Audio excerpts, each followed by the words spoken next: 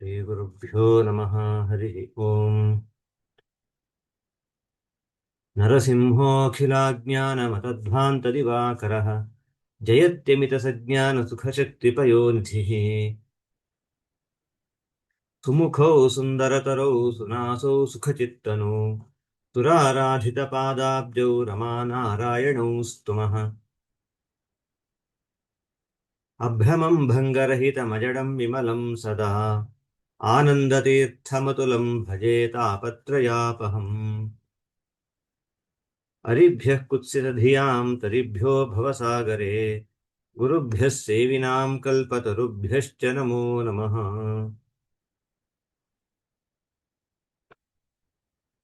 ರಮಾನಿವಾಸೋಚಿತವಾಸಭೂಮಿಃ ಸನ್ನ್ಯಾಯರತ್ನಾವಲಿಜನ್ಮಭೂಮಿಃ ವೈರಾಗ್ಯಭಾಗ್ಯೋ ಮಮ ಪದ್ಮನಾಭತೀರ್ಥಾಮೃತಾಬ್ಧಿರ್ಭವತಾದ್ವಿಭೂತ್ಯೈ ಚಿತ್ರೈಃ ಪದೈಶ್ಚ ಗಂಭೀರೈರ್ವಾಕ್ಯೈರ್ಮಾನೈರಖಂಡಿತೈಃ ಗುರುಭಾವಂ ವಿಂಜಯಂತಿ ಭಾತಿ ಶ್ರೀ ಜಯತೀರ್ಥವಾಕ್.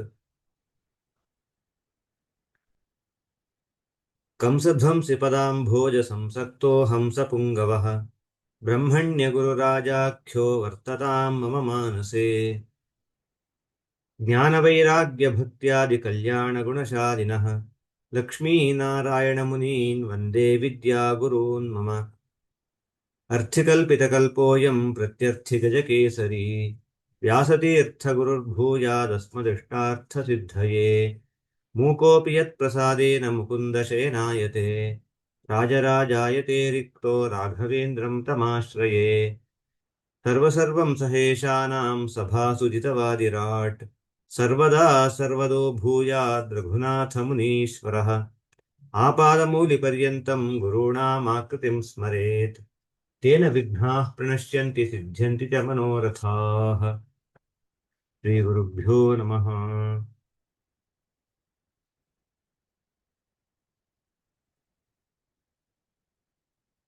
ಕಂಸಧ್ವಂಸಿ ಪದಾಂಭೋಜ ಸಂಸಕ್ತೋ ಹಂಸಪುಂಗವಃ ಬ್ರಹ್ಮಣ್ಯಗುರುರಾಜಾಖ್ಯೋ ವರ್ತತಾಂ ಮಮ ಮಾನಸೇ. ಸಮುತ್ಸಾರ್ಯ ತಮಸ್ತೋಮಂ ಸನ್ಮಾರ್ಗಂ ಸಂಪ್ರಕಾಶ್ಯ ಚ ಸದಾ ವಿಷ್ಣುಪದಾಸಕ್ತಂ ಸೇವೆ ಬ್ರಹ್ಮಣ್ಯಭಾಸ್ಕರಂ. ವೈಶಾಖ ಮಾಸದ ಕೃಷ್ಣ ಪಕ್ಷದ ಏಕಾದಶಿಯ ದಿವಸ ಪ್ರಾತಸ್ಮರಣೀಯರಾದ ಶ್ರೀ ಶ್ರೀ ಬ್ರಹ್ಮಣ್ಯತೀರ್ಥ ಶ್ರೀಪಾದಂಗಳವರ ಆರಾಧನಾ ಮಹೋತ್ಸವ. ಯೇನಾಹಮಿಹ ದುರ್ಮಾರ್ಗಾದುದ್ಧೃತ್ಯಾಭಿನಿವೇಶಿತಃ ಸಮ್ಯಕ್ ಶ್ರೀ ವೈಷ್ಣವೇ ಮಾರ್ಗೇ ಪೂರ್ಣಪ್ರಜ್ಞಂ ನಮಾಮಿತಂ. ಇವತ್ತು ಸಾಧನೆಯಲ್ಲಿ ಮನುಷ್ಯ ಇದ್ದಾನೆ ಅಂತಾದರೆ ಅದಕ್ಕೆ ಮೂಲ ನಮಗೆ ಅನುಗ್ರಹವನ್ನು ಮಾಡಿದಂತಹ ಮಹಾನುಭಾವರು ಜಗದ್ಗುರುಗಳಾದ ಶ್ರೀಮನ್ ಮಧ್ವಾಚಾರ್ಯರು, ವಾಯುದೇವರು.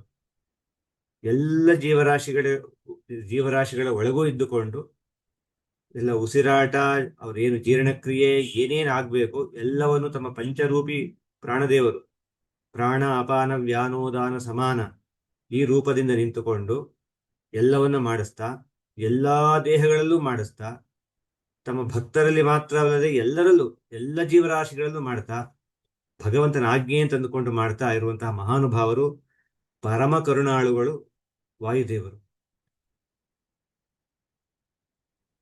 ಅಂತಹ ವಾಯುದೇವರು ಅವರೇನೆ ಎಲ್ಲ ಸಾತ್ವಿಕ ಜೀವರಾಶಿಗಳ ಮೂಲ ಗುರುಗಳು. ಇದು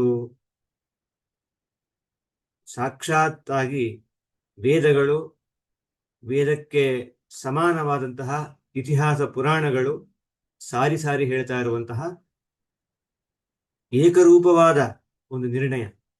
ಇದರಲ್ಲಿ ಮೂಲ ಗುರುಗಳು ಇವರೋ ಅವರೋ ಅಂತ ಯಾವುದೇ ಗೊಂದಲ ಇಲ್ಲ. ಬಳಿತ್ಥ ಸೂಕ್ತ, ಪವಮಾನ ಸೂಕ್ತ, ಅನೇಕ ವೇದ ಮಂತ್ರಗಳು, ಪೈಂಗಿ ಶ್ರುತಿ, ಇನ್ನು ಅನೇಕ ಶ್ರುತಿ ಸಂಬಂಧಿಯಾದ ಅನೇಕ ಗ್ರಂಥಗಳು ಎಲ್ಲವೂ ಕೂಡ ವಾಯುದೇವರನ್ನ ಮುಖ್ಯ ಮೂಲ ಗುರುಗಳು, ಆದಿಗುರುಗಳು ಅಂತ ಹೇಳಿ ಕೊಂಡಾಡ್ತಾ ಇವೆ. ಅಂತಹ ವಾಯುದೇವರು ಹನುಮಂತನಾಗಿ ರಾಮದೇವರ ಸೇವೆಯನ್ನ, ಭೀಮಸೇನನಾಗಿ ಕೃಷ್ಣನ ಸೇವೆಯನ್ನ, ಮಧ್ವಾಚಾರ್ಯರಾಗಿ ವೇದವ್ಯಾಸರ ಸೇವೆಯನ್ನು ವಿಶೇಷವಾಗಿ ಮಾಡುವುದಕ್ಕೆ ಅಂತ ಬಂದಂತಹ ಮಹಾನುಭಾವರು. ಈ ಕಲಿಯುಗದಲ್ಲಿ ಅನೇಕ ಕಾರಣಗಳಿಂದಾಗಿ ತತ್ವ ವಿಪ್ಲವ ಆದಾಗ, ಕಾಲ ಬಲದಿಂದಾಗಿ ಎಲ್ಲ ಸಜ್ಜನರು ಕೂಡ ದುಷ್ಟ ಹಾದಿಯನ್ನೇ, ಬೇರೆ ದಾರಿ ಇಲ್ಲದೆ, ದುಷ್ಟ ಒಂದು ಶಾಸ್ತ್ರವನ್ನೇ ಬೇರೆ ಹಾದಿ ಇಲ್ಲದೆ ಆ ಒಂದು ಮತಕ್ಕೆ ಹೋದಾಗ ಅವರನ್ನೆಲ್ಲ ಉದ್ಧಾರ ಮಾಡಬೇಕು ಅಂತ ಹೇಳಿ ಭಗವಂತನ ಆಜ್ಞೆಯನ್ನ ಶಿರಸಾವಹಿಸಿ ಆದೇಶ ಮೂಲಿ ಮಣಿ ಮುಜ್ವಲ ವರ್ಣಮೇನಂ ಬದ್ಧಾಂಜಲಿರ್ಮರುದನರ್ಘಮಧತ್ತ ಮೂರ್ಧ್ನ ಹಾರಾವಲಿ ವಿವಹೃದಾ ವಿಬುಧೇಂದ್ರಯಾಜ್ಞಾಂ ಬಿಭ್ರನ್ ನಿಜಾನನುಜಿಘೃಕ್ಷುರವಾದಿತೀರ್ಷತ್. ಒಂದು ಕಡೆ ಭಗವಂತನ ಆದೇಶ, ಶ್ರೀಹರಿಯ ಆದೇಶ, ಎಲ್ಲ ದೇವತೆ ರುದ್ರಾದಿ ದೇವತೆಗಳ ಪ್ರಾರ್ಥನೆ. ಇದರಿಂದಾಗಿ ವಾಯುದೇವರು ಮಧ್ವಾಚಾರ್ಯರಿಗೆ ಅವತಾರ ಮಾಡಿ ಬ್ರಹ್ಮಸೂತ್ರ, ಉಪನಿಷತ್ತು, ವೇದಕ್ಕೆ, ಮಹಾಭಾರತಕ್ಕೆ, ರಾಮಾಯಣಕ್ಕೆ ಮತ್ತೆ ಸಕಲ ಮೂಲ ಗ್ರಂಥಗಳ ನಿರ್ಣಯವನ್ನ ಹೊರಹಾಕಿದಂತಹ ಮಹಾನುಭಾವರು. ಅವರು ರಚಿಸಿದ್ದು 37 ಗ್ರಂಥ ಅಂತ ಪ್ರಸಿದ್ಧವಾದರೂ ಕೂಡ ಅವರು ವ್ಯಾಖ್ಯಾನಿಸದೇ ಬಿಟ್ಟಂತಹ ಯಾವುದೇ ಮೂಲ ಗ್ರಂಥವಿಲ್ಲ ಅಂತ ಹೇಳಬಹುದು. ಒಂದು ಆಕ್ಷೇಪ ಮಾಡಬಹುದು ಕೆಲವರು, ಅಲ್ಲಲ್ಲಿ ವ್ಯಾಖ್ಯಾನ ಮಾಡಿದ್ದಾರೆ ಮಧ್ವಾಚಾರ್ಯರು, ಪೂರ್ಣ ಮಾಡಿಲ್ಲ ಅಂತ ಕೆಲವರು ಹೇಳುವ ಒಂದು ಆಕ್ಷೇಪ ಯಾರಾದರೂ ಮಾಡಿದರೆ, ಆಚಾರ್ಯ ಶೈಲಿಯೇ ಅಂತಹದ್ದು.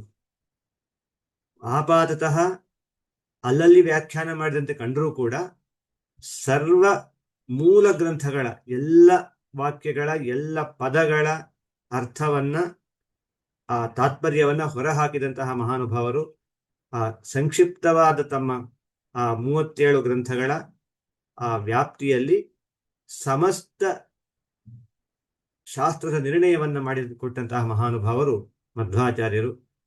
ಅವರಷ್ಟು ಮಾಡಿ ಅಲ್ಲಿಗೆ ಬಿಡಲಿಲ್ಲ, ಒಂದು ಉತ್ತಮವಾದ ಆ ಶಿಷ್ಯ ಪರಂಪರೆಯನ್ನು ಬೆಳೆಸ್ತಾರೆ. ಅನೇಕ ಪೀಠಗಳನ್ನು ಸ್ಥಾಪನೆ ಮಾಡ್ತಾರೆ. ಒಂದು ಕಡೆ ಸತ್ಯತೀರ್ಥರ ಪೀಠ, ಇನ್ನೊಂದು ಕಡೆ ಪದ್ಮನಾಭ ತೀರ್ಥರಿಂದ ಮುಂದುವರೆದಂಥ ಘಟ್ಟದ ಮೇಲಿನ ಪೀಠ ಅಂತ ನಾವೇನು ಹೇಳ್ತೀವಿ ಆ ಪೀಠಗಳು, ಋಷಿಕೇಶ ತೀರ್ಥರೇ ಮೊದಲಾದವರ ಮೂಲಕ ಆ ಉಡುಪಿಯ ಅಷ್ಟಮಠಗಳ ಪೀಠ, ಹೀಗೆ ಅನೇಕ, ಸುಬ್ರಹ್ಮಣ್ಯ ಮಠದ ಪೀಠ, ಹೀಗೆ ಅನೇಕ ಪೀಠಗಳನ್ನು ತಾವೇ ಸಾಕ್ಷಾತ್ತಾಗಿ ಸ್ಥಾಪನೆ ಮಾಡಿ ತತ್ವಜ್ಞಾನ ಎಲ್ಲ ಜನರಿಗೂ ಕಾಲಕಾಲಕ್ಕೆ ಬರಬೇಕು, ತಲುಪಬೇಕು ಅನ್ನೋ ಒಂದು ಒಳ್ಳೆಯ ವ್ಯವಸ್ಥೆಯನ್ನು ಮಾಡಿಕೊಟ್ಟು ಅವರು ಅದ್ಯಾಪಿ ಉತ್ತರ ಬದರಿಯಲ್ಲಿ ವೇದವ್ಯಾಸರ ಸೇವೆಯನ್ನು ಮಾಡಿಕೊಂಡಿದ್ದಾರೆ.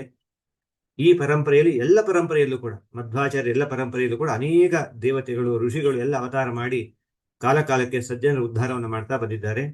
ಅದರಲ್ಲಿ ಪದ್ಮನಾಭ ತೀರ್ಥರ ಪರಂಪರೆಯಲ್ಲಿ ನಂತರ ನರಹರಿ ತೀರ್ಥರು, ಮಾಧವ ತೀರ್ಥರು, ಅಕ್ಷೋಭ್ಯ ತೀರ್ಥರು, ಅವರ ನಂತರ ಬಂದಂತಹ ಸರ್ವಮಾನ್ಯ ಟೀಕಾಕೃತ್ಪಾದರು ಅಂತ ಕರೆಸಿಕೊಂಡಂತಹ ಜಯತೀರ್ಥರು, ಅವರ ನಂತರ ಬಂದಂತಹ ವಿದ್ಯಾಧಿರಾಜರು, ಅವರ ಶಿಷ್ಯರು ರಾಜೇಂದ್ರ ತೀರ್ಥರು ಉತ್ತರ ಭಾರತ, ಬಂಗಾಳ ಮೊದಲಾದ ಕಡೆ ಸಂಚಾರ ಮಾಡಿ ಎಲ್ಲ ಆ ಕಾಲ ತಾರ್ಕಿಕರನ್ನ ಖಂಡಿಸಿ ಸನ್ಮತ ಸ್ಥಾಪನೆಯನ್ನ ಆ ದೇಶದ ಉದ್ದಗಲಕ್ಕೂ ಸ್ಥಾಪನೆ ಮಾಡಿದಂತಹ ಮಹಾನುಭಾವರು.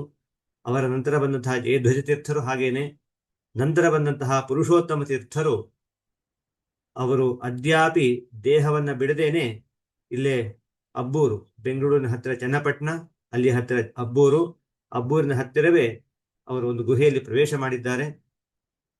ಮುಂದೆ ಅವರ ನಂತರ ಪುರುಷೋತ್ತಮ ತೀರ್ಥರ ನಂತರ ಬಂದಂತಹ ಮಹಾನುಭಾವರು ಬ್ರಹ್ಮಣ್ಯ ತೀರ್ಥರು.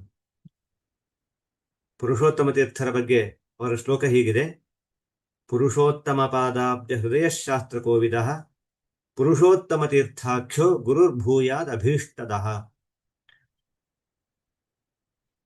ಪುರುಷೋತ್ತಮ ಪಾದಾಬ್ಜ ಹೃದಯ, ಆ ಪುರುಷೋತ್ತಮನಾದ ಭಗವಂತ ನಾರಾಯಣ, ಅವನ ಪಾದ ಕಮಲ, ಆ ಪಾದ ಕಮಲದಲ್ಲಿ ಸದಾ ಹೃದಯರು, ಸದಾ ಮನಸ್ಸನ್ನಿಟ್ಟವರು, ಶಾಸ್ತ್ರಕೋವಿದರು. ಅಂತಹ ಪುರುಷೋತ್ತಮ ತೀರ್ಥರು ನಮಗೆ ಎಲ್ಲ ಅಭೀಷ್ಟವನ್ನು ಕೊಡಲಿ ಅಂತ ಹೇಳಿ ಪ್ರಾರ್ಥನೆ ಮಾಡುವಂತಹದ್ದು. ಇವತ್ತು ಕೇವಲ ಬ್ರಾಹ್ಮಣರು ಮಾತ್ರ ಅಲ್ಲ, ಆ ಸುತ್ತಮುತ್ತ ಇರುವಂತಹ ಬೇರೆ ವರ್ಗದ ಜನರು ಕೂಡ, ಎಲ್ಲ ಭಕ್ತರು ಇವತ್ತು ಪುರುಷೋತ್ತಮ ತೀರ್ಥರ ಆರಾಧನೆಯನ್ನ ವಿಶೇಷವಾಗಿ ಮಾಡ್ತಾರೆ. 100 ಜನ ಸೇರಿಕೊಂಡು ಆ ಗುಹೆಯ ಬಳಿಯಲ್ಲಿ ಆರಾಧನೆಯನ್ನು ವಿಶೇಷವಾಗಿ ಮಾಡ್ತಾರೆ. ಅಂತಹ ಮಹಾನುಭಾವರು ಪುರುಷೋತ್ತಮ ತೀರ್ಥರು. ಮುಂದೆ ತತ್ವಜ್ಞಾನ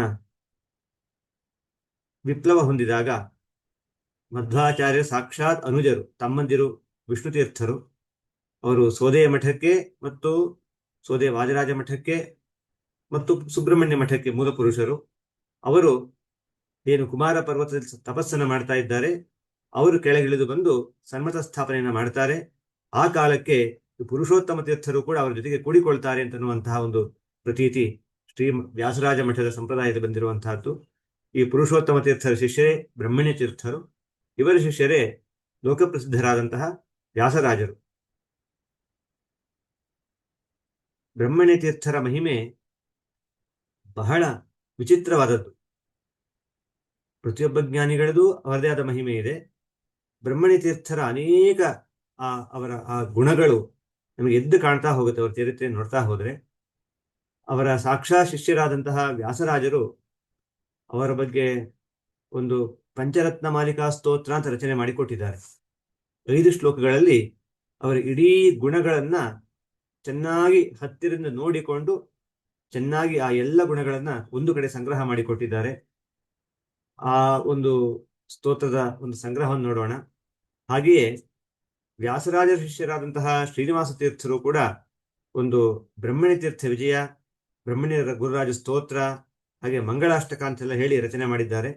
ಆ ಬ್ರಹ್ಮಣ್ಯ ತೀರ್ಥ ವಿಜಯದಲ್ಲಿ ಅವರು ಮಾಡಿಕೊಟ್ಟಂತಹದ್ದನ್ನು ಮೊದಲು ನೋಡ್ತಾ ಸುಮಾರು ಒಂದು 58 ಶ್ಲೋಕಗಳಲ್ಲಿರುವಂತಹ ಒಂದು ವಿಜಯ ಗ್ರಂಥ, ಪುಟ್ಟ ವಿಜಯ ಗ್ರಂಥ. ಅದರಲ್ಲಿ ಬ್ರಹ್ಮಣ್ಯ ತೀರ್ಥರ ಸಂಕ್ಷಿಪ್ತವಾದ ಚರಿತ್ರೆಯನ್ನ ತೋರಿಸಿದ್ದಾರೆ. ಅದು ಪ್ರಾರಂಭ ಆಗೋದು ಹೀಗೆ: ಶ್ರೀಲೋಲಂ ವಿಠ್ಠಲಂ ನತ್ವಾ ಶ್ರೀಮಧ್ವಮುನಿಪಾನಪಿ ಬ್ರಹ್ಮಣ್ಯ ಗುರುರಾಜಂಚ ವ್ಯಾಸರಾಜಂಚ ನೌಮ್ಯಹಂ ಬ್ರಹ್ಮಣ್ಯ ಗುರುರಾಜಸ್ಯ ವಿಜಯಂ ತತ್ಕೃಪಾಬಲಾತ್ ರಚಯಾಮಿ ಮನಃಶುದ್ಧ್ಯೈ ತಥಾಂ ಪ್ರೀತ್ಯೈರ್ಗುರೋರ್ಮುದೇ. ಲಕ್ಷ್ಮೀ ಲೋಲನಾದಂತಹ ಆ ವಿಠ್ಠಲನಿಗೆ ನಮಸ್ಕಾರ ಮಾಡಿ, ಮಧ್ವ ಮುನಿಗಳನ್ನು ಕೂಡ ನಮಸ್ಕರಿಸಿ, ಬ್ರಹ್ಮಣ್ಯ ಗುರುರಾಜ ನಮಸ್ಕರಿಸಿ, ನಮ್ಮ ಸಾಕ್ಷಾತ್ ಗುರುಗಳಾದ ವ್ಯಾಸರಾಜರು ನಮಸ್ಕರಿಸಿ, ಈ ಬ್ರಹ್ಮಣ್ಯ ಗುರುರಾಜರ ವಿಜಯವನ್ನು ನಾನು ಅವರ ಕೃಪಾಬಲದಿಂದಲೇ ಹೇಳ್ತಾ ಇದ್ದೇನೆ. ಇದನ್ನು ರಚನೆ ಮಾಡೋದಕ್ಕೆ ಉದ್ದೇಶ ಏನು ಅಂತಂದ್ರೆ, ಇದರಿಂದ ಹಣ ಬರುತ್ತೋ, ಸಂಪತ್ತು ಬರುತ್ತೋ, ಅದು ಬರಲಿ ಅಂತನೋ ಏನೂ ಅಲ್ಲ. ರಚಯಾಮಿ ಮನಃಶುದ್ಧಿ, ನಮ್ಮ ಮನಸ್ಸಿನ ಶುದ್ಧಿಗೋಸ್ಕರ ರಚನೆ ಮಾಡ್ತಾ ಇದ್ದೇವೆ. ಮತ್ತೆ ಸತಾಂ ಪ್ರೀತ್ಯೈ, ನಾವು ಯಾವುದೋ ರಾಜರನ್ನು ಮೆಚ್ಚಿಸಬೇಕು, ಯಾರ್ಯಾರನ್ನು ಮೆಚ್ಚಿಸಬೇಕು ಅಲ್ಲ, ಸಜ್ಜನರು ಪ್ರೀತರಾದರೆ ಆಯ್ತು, ಸಜ್ಜನರು ಇದನ್ನು ಮೆಚ್ಚಿದರೆ ಆಯ್ತು ಅಂತ ಹೇಳಿ ಅವರಿಗೋಸ್ಕರ ಮಾಡ್ತಾ ಇದ್ದೇವೆ. ಗುರೋರ್ಮುದೆ, ಈ ಸ್ತೋತ್ರದಿಂದಾಗಿ ಗುರುಗಳು ಬ್ರಹ್ಮಣ್ಯ ತೀರ್ಥರ ಒಂದು ಅವರ ವಿಜಯವನ್ನು ಮಾಡಿದರೆ, ಬ್ರಹ್ಮಣ್ಯ ತೀರ್ಥರನ್ನು ಕೊಂಡಾಡಿದರೆ ಬ್ರಹ್ಮಣ್ಯ ತೀರ್ಥರು ಸಂತೋಷಗೊಳ್ಳುತ್ತಾರೆ ಅಲ್ಲ, ತಮ್ಮ ಸಾಕ್ಷಾತ್ ಗುರುಗಳಾದ ವ್ಯಾಸರಾಜರು ಹೆಚ್ಚು ಸಂತೋಷ ಪಡ್ತಾರೆ. ಯಾವತ್ತೂ ಸಜ್ಜನರು ತಮ್ಮ ಹೊಗಳಿಕೆಯನ್ನ ಹೆಚ್ಚು ಪುರಸ್ಕಾರ ಮಾಡುವಂತಹವರಲ್ಲ. ತಮ್ಮ ಭಕ್ತರ ಅಥವಾ ತಮ್ಮ ಗುರುಗಳ ಅಥವಾ ತಮ್ಮ ಇಷ್ಟ ದೈವವಾದ ಯಾವುದೇ ದೇವತೆಗಳ ಸ್ತೋತ್ರ ಮಾಡಿದರೆ ಇನ್ನು ಹೆಚ್ಚು ಪ್ರೀತರಾಗ್ತಾರೆ. ಬ್ರಹ್ಮಣ್ಯ ತೀರ್ಥರ ಈ ವಿಜಯ ರಚನೆ ಮಾಡಿದ್ದರಿಂದ ಗುರುಗಳಾದ ವ್ಯಾಸರಾಜರು ವಿಶೇಷವಾಗಿ ಪ್ರೀತರಾಗ್ತಾರೆ. ಇನ್ನು ಬ್ರಹ್ಮಣ್ಯ ತೀರ್ಥರ ಗುರುಗಳ ಆ ಪರಂಪರೆ ಏನಿದೆ, ಮೇಲಿನ ಪರಂಪರೆ, ಅವರೆಲ್ಲ ಪ್ರೀತರಾಗ್ತಾರೆ. ವ್ಯಾಸರಾಜರು ಪ್ರೀತರಾದ್ರು ಅಂತಂದ್ರೆ ಅವರ ನಂತರ ಕೆಳಗಿನವರು ಪ್ರೀತರಾಗ್ತಾರೆ ಅಂತ ಅರ್ಥ. ಎಲ್ಲ ಗುರುಗಳ ಅನುಗ್ರಹ ನಮ್ಮ ಮೇಲೆ ಆಗುತ್ತೆ, ಗುರುಗಳ ಒಂದು ಆನಂದಕ್ಕೋಸ್ಕರ ಅಂತ ಹೇಳಿ 3 ಕಾರಣಗಳಿಂದ ರಚನೆ ಮಾಡ್ತಾ ಇದ್ದೇವೆ ಅಂತ ಹೇಳಿ ಶ್ರೀನಿವಾಸ ತೀರ್ಥರು ಮೊದಲಿಗೆ ಒಂದು ಪ್ರತಿಜ್ಞೆಯನ್ನ ಮಾಡ್ತಾ ಇದ್ದಾರೆ. ಹಾಗಾಗಿ ಬ್ರಹ್ಮಣ್ಯ ತೀರ್ಥರ ಒಂದು ಅವರ ವಿಜಯವನ್ನು ಕೇಳೋದರಿಂದ ನಮಗೂ ಮನಃಶುದ್ಧಿ ಆಗತ್ತೆ, ಸಜ್ಜನರು ಪ್ರೀತರಾಗ್ತಾರೆ, ಗುರುಗಳು ಆನಂದಗೊಳ್ತಾರೆ. ಈ 3 ಉದ್ದೇಶವನ್ನ ಬಯಸಿ ನಾವು ಕೂಡ ಇದು ಕೇಳುವಂತವರಾಗಬೇಕು. ಅವ್ರು ಮುಂದೆ ಹೇಳ್ತಾರೆ, ಅಲ್ಪಜ್ಞೇನಾಪಿ ಕುತಕಾತ್ ವರ್ಣಿತಂ ಚರಿತಂ ಗುರೋಃ ತನ್ಮಹಿಂ ನೈವ ಕೃತಿನಾಂ ಕಂಠಮಾಲ್ಯಂ ಭವೇದ್ ಧ್ರುವಂ. ನಾನು ಅಲ್ಪಜ್ಞ, ಶ್ರೀನಿವಾಸ ತೀರ್ಥರು ಅಲ್ಪಜ್ಞರಲ್ಲ, ಬಹುಶ್ರುತರು. ತಾತ್ಪರ್ಯ ಚಂದ್ರಿಕಾ ಮೊದಲಾದ ವ್ಯಾಸತ್ರಯಗಳನ್ನ, ನ್ಯಾಯಸುಧಿಯನ್ನ ಅನೇಕ ಬಾರಿ ಪಾಠ ಹೇಳಿದಂಥ ಮಹಾನುಭಾವರು, ಭಾಗವತವನ್ನ ಅನೇಕ ಬಾರಿ ಪಾಠ ಹೇಳಿದಂತಹವರು. ಅವರ ಭಾಗವತ ಪಾಠದ ಕ್ರಮವನ್ನು ನೋಡಿಯೇನೆ ಇಂತಹ ಭಾಗವತೋತ್ತಮರು ಪೀಠಕ್ಕೆ ಬರಬೇಕು ಅಂತ ಹೇಳಿ ವ್ಯಾಸರಾಜರು ಅವರನ್ನ ತಮ್ಮ ಶಿಷ್ಯರನ್ನಾಗಿ ಸ್ವೀಕಾರ ಮಾಡಿದರು ಅಂತ ಹೇಳಿ ಅವರ ಬಗ್ಗೆ ಒಂದು ಮಾತಿದೆ. ಅಂತಹ ಮಹಾನುಭಾವರಾದ ಶ್ರೀನಿವಾಸ ತೀರ್ಥರು ಹೇಳ್ಕೊಳ್ತಾರೆ, ನಾನು ಅಲ್ಪಜ್ಞ. ಇದು ಎಲ್ಲರೂ ಕೂಡ ಸದಾ ತಿಳಿಯಬೇಕಾದಂತಹ ಒಂದು ದೊಡ್ಡ ತತ್ವ. ನಾವು ಎಷ್ಟೇ ತಿಳಿದರೂ ಕೂಡ ನಾವು ತಿಳಿದದ್ದು ಇನ್ನೂ ಕಡಿಮೆ ಆಯಿತು ಅಂತ ಅಂದ್ಕೊಳ್ಬೇಕಾಗ್ಲಿ. ನಾನು ತುಂಬ ಓದಿದ್ದೇನೆ ಅಂತನ್ನುವಂಥ ಅಹಂಕಾರ ಯಾವ ಕಾಲಕ್ಕೂ ಬರಬಾರದು, ಬರೋದಿಲ್ಲ ಕೂಡ, ಸಜ್ಜನರಿಗೆ ಬರೋದಿಲ್ಲ ಕೂಡ. ಅಲ್ಪಜ್ಞೇನಾಪಿ ಕುತಕಾತ್, ನಾನು ಅಲ್ಪಜ್ಞ. ಹಾಗಿದ್ರೆ ಯಾಕೆ ಹೇಳ್ತೀರಿ ನೀವು ಅಲ್ಪಜ್ಞರು ದಡ್ಡರು ಅಂತಂದ್ರೆ ನೀವು ಹೇಳೋದಕ್ಕಾಗತ್ತಾ ಅಂತಂದ್ರೆ ಇಲ್ಲ, ನನಗೆ ಔತ್ಸುಕ್ಯ, ಕುತೂಹಲ ಇದೆ, ಗುರುಗಳ ಚರಿತ್ರೆಯನ್ನು ಹೇಳಬೇಕು ಅನ್ನುವಂತಹ ಒಂದು ಔತ್ಸುಕ್ಯದಿಂದಾಗಿ, ಕುತೂಹಲದಿಂದಾಗಿ ನಾನು ಹೇಳ್ತಾ ಇದ್ದೇನೆ. ಇದು ಕಂಠಮಾಲೆಯಾಗಲಿ, ನೆಕ್ಲೆಸ್ ನಮಗೆ ಹೊರಗಿಂದ ಚೆನ್ನಾಗಿ ಕಾಣುತ್ತೆ. ಆದರೆ ಈ ಸ್ತೋತ್ರಗಳು, ಗುರುಗಳ ಮೇಲೆ ಇರುವಂತಹ ಈ ಸ್ತೋತ್ರಗಳು ನಮ್ಮ ಕಂಠಾಭರಣ ಆಗಬೇಕು. ಕಂಠಮಾಲೆ ಒಳಗಿಂದ ನಮ್ಮ ಕಂಠ ಯಾವಾಗಲೂ ದೇವರ ಮಹಿಮೆಯನ್ನ, ಗುರುಗಳ ಮಹಿಮೆಯನ್ನು ಹೇಳುವ ಮೂಲಕ ಆ ಕಂಠಕ್ಕೆ ಒಂದು ಒಳ್ಳೆ ಆಭರಣವಾಗಬೇಕು. ಹಾಗಿದಾಗಲಿ ಅಂತ ಹೇಳಿ ಮೊದಲಿಗೆ ಹೇಳ್ತಾ ಇದ್ದಾರೆ. ಎಲ್ಲಿ ಬ್ರಹ್ಮಣಿ ತೀರ್ಥರ ಪೂರ್ವಜರು ಯಾರು, ಎಲ್ಲಿದ್ರು ಅಂತ ಅನ್ಬೇಕಾದ್ರೆ ಒಂದು ಮಾತನ್ನು ಹೇಳಿದ್ದಾರೆ. ಭೂಮೌ ಭಾರತ ಖಂಡೇತ್ರ ಚೋಲಭೂ ಜನನೀ ಧುನಿ ಮರುದ್ರುಧಾಭಿಧಾ ಭಾತಿ ಸ್ವಧ್ಧುನಿ ವಾಘನಾಶಿನಿ. ಭೂಮಿಯಲ್ಲಿ ಭರತಖಂಡ ಅತ್ಯಂತ ಪವಿತ್ರವಾದದ್ದು, ಸಾಧನೆಗೆ ಹೇಳಿ ಮಾಡಿಸಿದಂತಹ ಭೂಮಿ ಅಂತಂದ್ರೆ ಭರತಖಂಡ. ಪರಿಪೂರ್ಣ ಆ ಸಾಧನೆಗೋಸ್ಕರ, ಪೂರ್ಣ ಫಲಕ್ಕೋಸ್ಕರ ಸಾಧನೆ ಮಾಡಬೇಕಾದ ಇಲ್ಲಿಯೇನೆ. ಹಾಗಾಗಿ ಇದಕ್ಕೆ ಬಹಳ ಮಹತ್ವ ಇದೆ. ಇಂತಹ ಒಂದು ಭರತಖಂಡದಲ್ಲಿ ಚೋಲಭೂ ಜನನೀ ಧುನಿ, ಒಂದು ನದಿ, ಯಾವುದು ಈ ಕರ್ನಾಟಕ, ತಮಿಳುನಾಡು ಎಲ್ಲ ಭಾಗವನ್ನ ಸಂಪದ್ಭರಿತವನ್ನಾಗಿ ಮಾಡಿರುವಂತಹ ಕಾವೇರಿ ತೀರ. ಅಲ್ಲಿ ಅದು ದೇವನದಿಯಾದ ಗಂಗೆಯಂತೆ ಶೋಭಿಸ್ತಾ ಇದೆ. ತತ್ತೀರೆ ನೃಹರಿ ಕ್ಷೇತ್ರೆ ನೃಸಿಂಹಸ್ವರ್ಧೃಮನ್ ದ್ವಿಜ. ಅಲ್ಲಿ ಅದರ ತೀರ ಅಂದ್ರೆ ಹತ್ತಿರದಲ್ಲಿ ಅಂತ ಅರ್ಥ. ಕಾವೇರಿ ತೀರಕ್ಕೆ ಬಹಳ ದೂರ ಏನಿಲ್ಲ ಅಂತ ಅರ್ಥ. ಅಂದ್ರೆ ಅವರೇ ಬ್ರಹ್ಮಣಿ ತೀರ್ಥರ ಪೂರ್ವಜರು, ತಂದೆ ತಾಯಿಗಳಿದ್ದದ್ದು ಅಬ್ಬೂರಿನಲ್ಲಿ. ಅಲ್ಲಿ ನರಸಿಂಹದೇವರ ಸೇವೆಯನ್ನು ಮಾಡಿಕೊಂಡು ಅಲ್ಲಿ ಪಾದಕ್ಕೆ ಯಾರು ನಮಸ್ಕಾರ ಮಾಡ್ತಾರೆ ಆ ನರಸಿಂಹದೇವರು ಇವತ್ತು ಕಂಬದ ನರಸಿಂಹದೇವರು ಅಂತ ಅಲ್ಲೇ ಇದ್ದಾರೆ. ಇಲ್ಲಿ ಅಬ್ಬೂರಿಗೆ ಬ್ರಹ್ಮಣಿ ತೀರ್ಥರ ಆ ವೃಂದಾವನಕ್ಕೆ ಹೋಗಬೇಕಾದ್ರೆ ಮಾರ್ಗದಲ್ಲೇನೆ, ಪ್ರಾರಂಭದಲ್ಲೇ ನರಸಿಂಹದೇವರ ಸನ್ನಿಧಾನ ಇದೆ. ಅಲ್ಲಿ ಆ ಎಲ್ಲ ಭಕ್ತರಿಗೆ ಅಭೀಷ್ಟವನ್ನು ಕೊಡುವಂತಹ ನರಸಿಂಹದೇವರ ಪೂಜೆಯನ್ನು ಮಾಡಿಕೊಂಡಿದ್ದಂತಹ ಒಬ್ಬರು ಬ್ರಾಹ್ಮಣರು. ಸತು ರಾಮಾಚಾರ್ಯ ನಾಮ ಪೂಗಾರಾಮ ಕುಲೋದ್ಭವ ಶ್ರೀ ನೃಸಿಂಹ ಪ್ರಸಾದಿನ ಸಭಾರ್ಯೋ ಅಲಭತಾತ್ಮಜಂ. ರಾಮಾಚಾರ್ಯ ಅಂತ ಹೇಳಿ ಒಬ್ಬ ಬ್ರಾಹ್ಮಣರು, ನರಸಿಂಹದೇವರ ಅರ್ಚಕರು. ಅವರು ಪೂಗಾರಾಮ ಅಂತ ಹೇಳಿ ಒಂದು ಕುಲ, ಆ ವಂಶದವರು, ಅವರ ಸರ್ನೇಮ್ ಆ ಪೂಗಾರಾಮ ಅಂತ ಹೇಳಿ. ಆ ನರಸಿಂಹದೇವರ ಪ್ರಸಾದದಿಂದಾಗಿ ಆ ದಂಪತಿಗಳಿಗೆ ಒಂದು ಮಗು ಹುಟ್ಟುತ್ತೆ. ಹೇಗೆ ಇತ್ತು ಮಗು ಅಂತ ವರ್ಣನೆ ಮಾಡ್ತಾರೆ. ಭಾಸ್ವಂತಮಿವ ಭಾಂತಂ ತಂ ಭಾಸ್ಕರಾಂಶಂ ಶುಭಾಕೃತಿಂ ನೃಸಿಂಹ ವರಲಬ್ಧಂ ಶ್ರೀ ನೃಸಿಂಹಾಖ್ಯಂ ಪಿತಾಕರೋತ್. ಭಾಸ್ವಂತಮಿವ ಭಾಂತಂ ತಂ, ಆ ಸೂರ್ಯನಂತೆ ಚೆನ್ನಾಗಿ ಶೋಭಿಸ್ತಾ ಇರುವಂತಹ, ಭಾಸ್ಕರಾಂಶಂ ಸೂರ್ಯನ ಅಂಶದಿಂದ ಕೂಡಿದಂತಹ, ಆ ಶುಭ ದೇಹವುಳ್ಳಂತಹ, ಮತ್ತೆ ನರಸಿಂಹನ ವರದಿಂದ ಪಡೆದಂತಹ ಆ ಮಗುವಿಗೆ ನರಸಿಂಹ ಅಂತಲೇ ಹೇಳಿ ಶ್ರೀ ನೃಸಿಂಹಾಖ್ಯಂ ಪಿತಾಕರೋತ್, ಶ್ರೀ ನೃಸಿಂಹ ಅಂತ ಹೇಳಿ ಆ ನರಸಿಂಹದೇವರ ಹೆಸರನ್ನೇ ಆ ತಂದೆ ತಾಯಿಗಳು ಇಟ್ಟಿದ್ದಾರೆ. ಸದಾಕಾಲ ನಾವೇನು ಪಡೆದರೂ ಕೂಡ ಒಳ್ಳೆಯವರಿಂದ ಪಡೆಯಬೇಕು, ದೇವತೆಗಳಿಂದ ಪಡಿಬೇಕು, ದೇವರಿಂದ ಪಡಿಬೇಕು. ಈ ಒಂದು ಎಚ್ಚರ ಇರಬೇಕು. ಅದು ನಾವು ಮಗುವನ್ನೇ ಪಡೆಯೋದಾಗಲಿ, ಮುಂದೆ ಸಂತತಿ ಪಡೆಯೋದಾಗಲಿ, ಅಥವಾ ಒಂದು ಸಂಪತ್ತು ಪಡೆಯೋದಾಗಲಿ, ಎಲ್ಲವೂ ಕೂಡ ಒಳ್ಳೆಯವರಿಂದ ಪಡಿಬೇಕು, ಒಳ್ಳೆ ರೀತಿಯಲ್ಲಿ ಪಡಿಬೇಕು ಅಂತ ಹೇಳ್ತಾರೆ. ಶ್ರೀ ಮಧ್ವಾಚಾರ್ಯರು ಅವತಾರ ಮಾಡಬೇಕಾದ್ರೆ ಅವರ ತಂದೆ ತಾಯಿಗಳು ಮಧ್ಯಗೇಹ ಭಟ್ಟ ದಂಪತಿಗಳು ಕೂಡ ಇದೇ ರೀತಿ ಸೇವೆ ಮಾಡಿದಂಥ ಮಹಾನುಭಾವರು.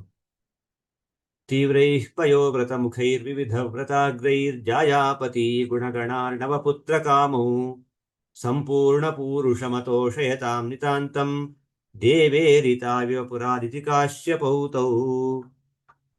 ಪಯೋವ್ರತವೇ ಮೊದಲಾದ ಅನೇಕ ವ್ರತಗಳನ್ನು 12 ವರ್ಷಗಳ ಕಾಲ ಅವರು ಮಾಡಿ ಆಮೇಲೆ ಆ ವಾಯುದೇವರನ್ನ ಮಗನನ್ನಾಗಿ ಪಡೆದಿದ್ದಾರೆ. ಎಲ್ಲ ಜ್ಞಾನಿಗಳು ಹುಟ್ಟಬೇಕಾದ್ರೂ ಕೂಡ ಅವರ ತಂದೆ ತಾಯಿಗಳ ಈ ಒಂದು ತ್ಯಾಗ, ತಪಸ್ಸು, ಧರ್ಮಾಚರಣೆ ಬಹಳ ಮುಖ್ಯ. ರಾಯರ ಚರಿತ್ರೆಯಲ್ಲೂ ಇದನ್ನು ಕೇಳ್ತೇವೆ, ವ್ಯಾಸರಾಜರ ಚರಿತ್ರೆಯಲ್ಲೂ ಕೇಳ್ತೇವೆ. ಎಲ್ಲದರಲ್ಲೂ ಕೂಡ, ಎಲ್ಲ ಜ್ಞಾನಿಗಳಲ್ಲೂ ಕೂಡ ಅವರ ಚರಿತ್ರೆಯಲ್ಲಿ ಕಂಡುಬರುವಂತೆ, ಏಕರೂಪದಲ್ಲಿ ಕಂಡುಬರುವಂತೆ ಎಲ್ಲ ಆ ಜ್ಞಾನಿಗಳ ತಂದೆ ತಾಯಿಗಳು ವಿಶೇಷ ವ್ರತವನ್ನು ಮಾಡಿ ಆ ಒಂದು ಮಕ್ಕಳನ್ನು ಪಡೆದಿದ್ದಾರೆ. ರಾಮಾಚಾರ್ಯರಿಗೆ ನರಸಿಂಹನ ವರಪ್ರಸಾದದಿಂದ ನರಸಿಂಹ ಎನ್ನುವಂಥ ಈ ಮಗು ಆಯಿತು.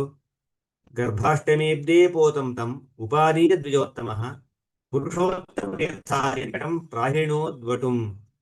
ಗರ್ಭಾಷ್ಟಮದಲ್ಲಿ ಅಂದ್ರೆ ಗರ್ಭಕ್ಕೆ ಶಿಶು ಪ್ರವೇಶ ಮಾಡಿದಾಗಿನಿಂದ, ತಾಯಿಯ ಗರ್ಭಕ್ಕೆ ಬಂದಾಗಿನಿಂದ 8ನೇ ವಯಸ್ಸು ಅಂತ ಅರ್ಥ. ಅಂದ್ರೆ ಸುಮಾರು 7ನೇ ವಯಸ್ಸು, 6 ಮುಗಿದು 7ಕ್ಕೆ ಬಂದಾಗಲೇನೆ ಆ ಉಪನಯನ ಮಾಡಬೇಕು. ಅತ್ಯಂತ ಯೋಗ್ಯವಾದ ಕಾಲ. ಇವತ್ತು 10-12 ವರ್ಷವಾದರೂ ಕೂಡ ಸರಿಯಾಗಿ ತಂಬಿಗೆ ಒಂದು ಆಚಮನ ಉದ್ಧರಣಿ ಹಿಡ್ಕೊಳ್ಳೋಕ್ಕೂ, ಆಚಮನ ಮಾಡ್ಲಿಕ್ಕೆ ಬರೋದಿಲ್ಲ, ಉದ್ಧರಣಿ ಹಿಡಿಯೋಕೆ ಬರೋದಿಲ್ಲ ಅಂತ ಆಗಿರುತ್ತೆ. ಹಾಗಾಗಬಾರ್ದು. ಸಕಾಲದಲ್ಲಿ ಮಕ್ಕಳಿಗೆ ತೋರಿಸಿಕೊಡಬೇಕು, ಸಕಾಲದಲ್ಲಿ ಉಪನಯನ ಮಾಡಬೇಕು ಮಾತ್ರ ಅಲ್ಲ, ಅವರಿಂದ ಮುಂದೆ ಸಂಧ್ಯಾವಂದನೆ ಎಲ್ಲ ಒಂದು ನಿತ್ಯಾನುಷ್ಠಾನವನ್ನು ಮಾಡಿಸಬೇಕು ಅಂತಂದ್ರೆ ಅವರಿಗೆ ನಾವು ಹೇಳಿದರೆ ಮಾಡ್ತಾರೆ ಅಲ್ಲ, ನಾವು ಮಾಡಿದರೆ ಅವರು ಮಾಡ್ತಾರೆ. ಮಕ್ಕಳು ನಮ್ಮ ಮಾತನ್ನು ಹೆಚ್ಚು ಕೇಳೋದಿಲ್ಲ, ನಮ್ಮ ಅನುಷ್ಠಾನವನ್ನು ಹೆಚ್ಚು ಅನುಸರಿಸ್ತಾರೆ. ತಂದೆ ತಾಯಿಗಳು ಮಾಡೋದಿಲ್ಲ, ತಂದೆ ತಾನು ಮಾಡಿಲ್ಲ, ಮಗನಿಗೆ ಮಾಡು ಅಂತ ಹೇಳ್ತಾನೆ, ನೀನು ಸಂಧ್ಯಾವಂದನೆ ಮಾಡು, ದೇವರ ಪೂಜೆ ಮಾಡು ಅಂತ ಹೇಳ್ತಾನೆ. ಅವನು ಮಾಡೋದಿಲ್ಲ. ತಂದೆ ತಾಯಿ ಮಾಡ್ತಾ ಇದ್ರೆ ತಾನೇ ಮುಂದೆ ಬಂದು ಮಾಡಬೇಕು ಅಂತ ಬರ್ತಾನೆ. ಹಾಗಾಗಿ ಆ ಒಂದು ಒಳ್ಳೆಯ ವಾತಾವರಣ ನಿರ್ಮಿಸಿಕೊಡಬೇಕು ಈ ಕಾಲಕ್ಕೆ. ಆ ಕಾಲಕ್ಕಂತೂ ಎಲ್ಲ ಕಡೆ ವೈದಿಕ ವಾತಾವರಣವಿತ್ತಾದ್ರಿಂದ ಆ ಕಾಲಕ್ಕೆ ತಕ್ಕಂತೆ ಅತ್ಯುತ್ತಮ ರೀತಿಯಲ್ಲಿ ಅವರು ಆ ಒಂದು ಉಪನಯನ ಸಂಸ್ಕಾರವನ್ನು ಕೊಟ್ಟಿದ್ದಾರೆ, ಸಕಾಲಕ್ಕೆ ಕೊಟ್ಟಿದ್ದಾರೆ. ಕೊಟ್ಟ ಮೇಲೆ ಮನೆಯಲ್ಲಿ ಇಟ್ಕೊಳ್ಳಿಲ್ಲ ಮಗನನ್ನ, ತಾವೇ ಪಾಠ ಹೇಳ್ಬೋದಾಗಿತ್ತು, ಹೇಳಲಿಲ್ಲ. ಪುರುಷೋತ್ತಮ ತೀರ್ಥರ ಹತ್ರ ಕಳಿಸಿಕೊಡ್ತಾರೆ. ಆ ವಟುವನ್ನು ಕಳಿಸಿಕೊಟ್ಟ ಮೇಲೆ ಮುಂದೆ ಹೇಳ್ತಾರೆ, ಸ್ವತಃಸಂಪ್ರಾಪ್ತ ವಿದ್ಯಾಯ ಗುರುಣಾಂ ಉಪದೇಶನಂ ಶಿಷ್ಟಾಚಾರ ನೋಡಿ. ಸ್ವತಃಸಂಪ್ರಾಪ್ತ ವಿದ್ಯರವರು ಜನ್ಮಾಂತರದಲ್ಲೇ ಈ ವಿದ್ಯೆ ಎಲ್ಲ ಬಂದಿದೆ ಅವರಿಗೆ. ಈ ಜನ್ಮದಲ್ಲಿ ಹುಟ್ಟಿದ ಮೇಲೆ ಒಂದು ನೆಪ ಮಾತ್ರ, ಒಂದ್ಸಲ ಉಪದೇಶವಾದ್ರೇನೆ ಅವರಿಗೆ ಪೂರ್ಣ ಸಿದ್ಧಿ ಬರುತ್ತೆ. ಒಂದ್ಸಲ ವೇದ ಸುಮ್ಮನೆ ಹೇಳಿಸಿಕೊಂಡ್ರೆ ಸಾಕು, ಅವರಿಗೆ ವೇದ ಪೂರ್ಣ ಬಂತು ಅಂತವೇ ಅರ್ಥ. ಏಕಪಾಠಿಗಳು ಒಂದು ಕಡೆಗೆ, ಪೂರ್ವ ಜನ್ಮದ ಸಂಸ್ಕಾರ ಹಾಗೆ ಇದೆ, ಒಳ್ಳೆಯ ದೇವತೆಗಳಾದ್ದರಿಂದ ಅವರಿಗೆ ಅದು ಹಾಗೆ ಬಂದಿದ್ದಲ್ಲ, ಆಶ್ಚರ್ಯ ಏನಿಲ್ಲ. ಹಾಗಾಗಿ ಸುಮ್ಮನೆ ಒಂದು ಉಪದೇಶವಾಗಬೇಕು ಅನ್ನೋ ನೆಪದಲ್ಲಿ ಅವರಿಗೆ ಉಪದೇಶವಾಯಿತು. ಎಲ್ಲವೂ ಹಿಂದಿನ ಜನ್ಮದಲ್ಲೇ ಅವರಿಗೆ ಬಂದಂತಹದ್ದು. ಪುರುಷೋತ್ತಮ ತೀರ್ಥರು ಗಮನಿಸ್ತಾರೆ, ವಿರಕ್ತೌ ಸನಕೋ ಬಾಲಃ ಪ್ರಜ್ಞಾಯಾಂ ಸ ಬೃಹಸ್ಪತಿ ಹರಿಭಕ್ತೌ ಶುಕಾಚಾರ್ಯ ಇತಿ ಮೇನೆ ಗುರುರ್ವಟುಂ. ಈ ವಟು ವಿರಕ್ತಿಯಲ್ಲಿ ಸನಕನಂತೆ ಇದ್ದಾನೆ. ಸನಕ, ಸನಂದನ, ಸನತ್ಕುಮಾರ, ಸನತ್ ಸುಜಾತರು ಅಂತ ಏನು ಬ್ರಹ್ಮ ಮಾನಸ ಪುತ್ರರಿದ್ದಾರೆ, ಅವರು ಸ್ವರೂಪತಃ ಸನ್ಯಾಸಿಗಳು. ಮುಕ್ತರಾದ ಮೇಲೂ ಕೂಡ ಸನ್ಯಾಸಿಗಳೇ ಅವರು. ಅಂತಹ ಸನಕರಂತೆ ವಿರಕ್ತನಾಗಿದ್ದಾನೆ ಈ ವಟು. ಪ್ರಜ್ಞಾಯಾಂ ಬುದ್ಧಿಯಲ್ಲಿ, ಜ್ಞಾನದಲ್ಲಿ ಬೃಹಸ್ಪತಿ ಅಂತ ಇದ್ದಾನೆ. ಹರಿಭಕ್ತವು ಶುಕಾಚಾರ್ಯ, ಹರಿಭಕ್ತಿಯಲ್ಲಿ ಶುಕಾಚಾರ್ಯನಂತೆ ಇದ್ದಾನೆ. ಹೀಗೆ ಗುರುಗಳಿಗೆ ಗೊತ್ತಾಯಿತು, ಪುರುಷೋತ್ತಮ ತೀರ್ಥರಿಗೆ. ಮುಂದೆ ಸ್ವಪ್ನೇತು ತವ ಶಿಷ್ಯೋಯಂ ಭವಿತೇತಿ ದ್ವಿಜಾತ್ಮನ ಬೋಧಿತೋ ಗುರುವರ್ಯೋಮಂ ಪಿತ್ರಾಜ್ಞಪ್ತಂ ವ್ಯಥಾತ್ ಯತಿಂ. ಈ ಒಂದು ದಿವಸ ಸ್ವಪ್ನದಲ್ಲಿ ಅವರಿಗೆ ಇವನೇ ಶಿಷ್ಯ, ಈ ನರಸಿಂಹನೇ ಮುಂದೆ ನಿಮ್ಮ ಶಿಷ್ಯ, ಉತ್ತರಾಧಿಕಾರಿ ಅಂತನ್ನುವಂಥ ಸೂಚನೆ ಆಗುತ್ತೆ. ದೇವರು ಒಳ್ಳೆ ಒಂದು ಬ್ರಾಹ್ಮಣ ರೂಪದಿಂದ ದರ್ಶನ ಕೊಟ್ಟು ಮುಂದೆ ಇವನನ್ನೇ ಉತ್ತರಾಧಿಕಾರಿ ಸ್ವೀಕಾರ ಮಾಡಬೇಕು ಅಂತ ಹೇಳಿದ ಕೂಡಲೇ ಎರಡು ಮಾತಾಡದೇನೆ ಯತಿಯನ್ನಾಗಿ ಮಾಡ್ತಾ ಇದ್ದಾರೆ. ನಮಗೆಲ್ಲ ದೊಡ್ಡ ಪಾಠ. ಸುಮ್ಮನೆ ನಮಗೆ ವೈರಾಗ್ಯ ಇದೆ ಅಂತ ಅಂದುಕೊಂಡು ಸುಮ್ಮನೆ ಸನ್ಯಾಸ ತೆಗೆದುಕೊಳ್ಳೋದು ಸರಿಯಲ್ಲ. ವೈರಾಗ್ಯವಿದ್ದರೆ ಅನೇಕ ಜನರಿಗೆ ವೈರಾಗ್ಯ ಇತ್ತು, ನಿಜವಾದ ವೈರಾಗ್ಯ ಇತ್ತು, ಯಾವುದೇ ಕಪಟ ವಂಚನೆಗಳಿಲ್ಲದಂತಹ ವೈರಾಗ್ಯ ಇತ್ತು. ಪುರಂದರದಾಸರು, ಯಾದವಾರ್ಯರು, ಇನ್ನು ಅನೇಕ ಗೃಹಸ್ಥ ಶಿರೋಮಣಿಗಳು, ವಿಜಯದಾಸರಂತಹವರು ಎಲ್ಲರೂ, ಜಗನ್ನಾಥದಾಸರು ಎಲ್ಲರೂ ವಿರಕ್ತರೆ. ಆದರೆ ಅವರು ಸನ್ಯಾಸಿ ಆಗಲಿಲ್ಲ. ಯಾಕೆ ಅಂತಂದ್ರೆ ದೇವರ ಆಜ್ಞೆ ಹೀಗಿದೆ. ಗೃಹಸ್ಥನಾಗಿದ್ದುಕೊಂಡು ಒಳ್ಳೆ ವೈರಾಗ್ಯದಿಂದಾಗಿ ಜನರಿಗೆ ಧರ್ಮಬೋಧನೆಯನ್ನ ಮಾಡ್ತಾ ಉಪದೇಶ ಮಾಡ್ತಾ ಇರಬೇಕು ಅಂತ ಹೇಳಿ ದೇವರ ಆಜ್ಞೆ ಆಗಿದೆ. ಹಾಗಾಗಿ ವೈರಾಗ್ಯವಿದ್ದರೂ ಕೂಡ ಅಂತಹ ಮಹಾನುಭಾವರು ಸನ್ಯಾಸಿಗಳಾಗಲಿಲ್ಲ. ದೇವರ ಆಜ್ಞೆ ಇದೆ ಅಂತ ಆದ್ರೆ ಇವತ್ತಿನವರೆಗೂ ಕೂಡ ವೈರಾಗ್ಯವೇ ಇಲ್ಲ ಒಬ್ಬನಿಗೆ. ದೇವರ ಆಜ್ಞೆ ಇದೆ ಅಂತ ಆದ್ರೆ ಆ ಯೋಗ್ಯತೆ ಅವನಲ್ಲಿ ಬರುತ್ತೆ, ಮರುದಿವಸ ಅವನು ಸನ್ಯಾಸಿ ಆಗಬಹುದು. ಹಾಗಾಗಿ ಸುಮ್ಮನೆ ಸನ್ಯಾಸಿ ಆಗಬೇಕು ಅಂತಂದ್ರೆ ಇಷ್ಟ ಬಂತು ಆಯ್ತು ಅಲ್ಲ, ಸೂಚನೆ ಆಯ್ತು ಆದ್ರಿಂದ ಆದೆ ಅಂತ ಹೇಳಬೇಕಾಗ್ಲಿ, ಯಾವುದೇ ಆಗ್ಲಿ ಯಾವುದಕ್ಕೂ ಕೂಡ ಇಷ್ಟಪಟ್ಟು ಸುಮ್ಮನೆ ಏನೋ ನಮಗಿಷ್ಟವಾಯ್ತು ಅಲ್ಲ. ದೇವರಿಗೆ ಇಷ್ಟವಾಗಿದ್ರೆ ಮಾತ್ರ, ಇದು ಯೋಗ್ಯವಿದ್ರೆ ಮಾತ್ರ ಆಗಬೇಕು.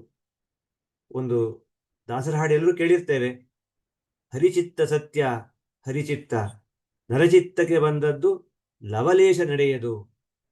ಮತ್ತು ಜಗನ್ನಾಥದಾಸರು ಹೇಳ್ತಾರೆ, ನಿನ್ನ ಸಂಕಲ್ಪಾನುಸಾರ ಮಾಡೋ.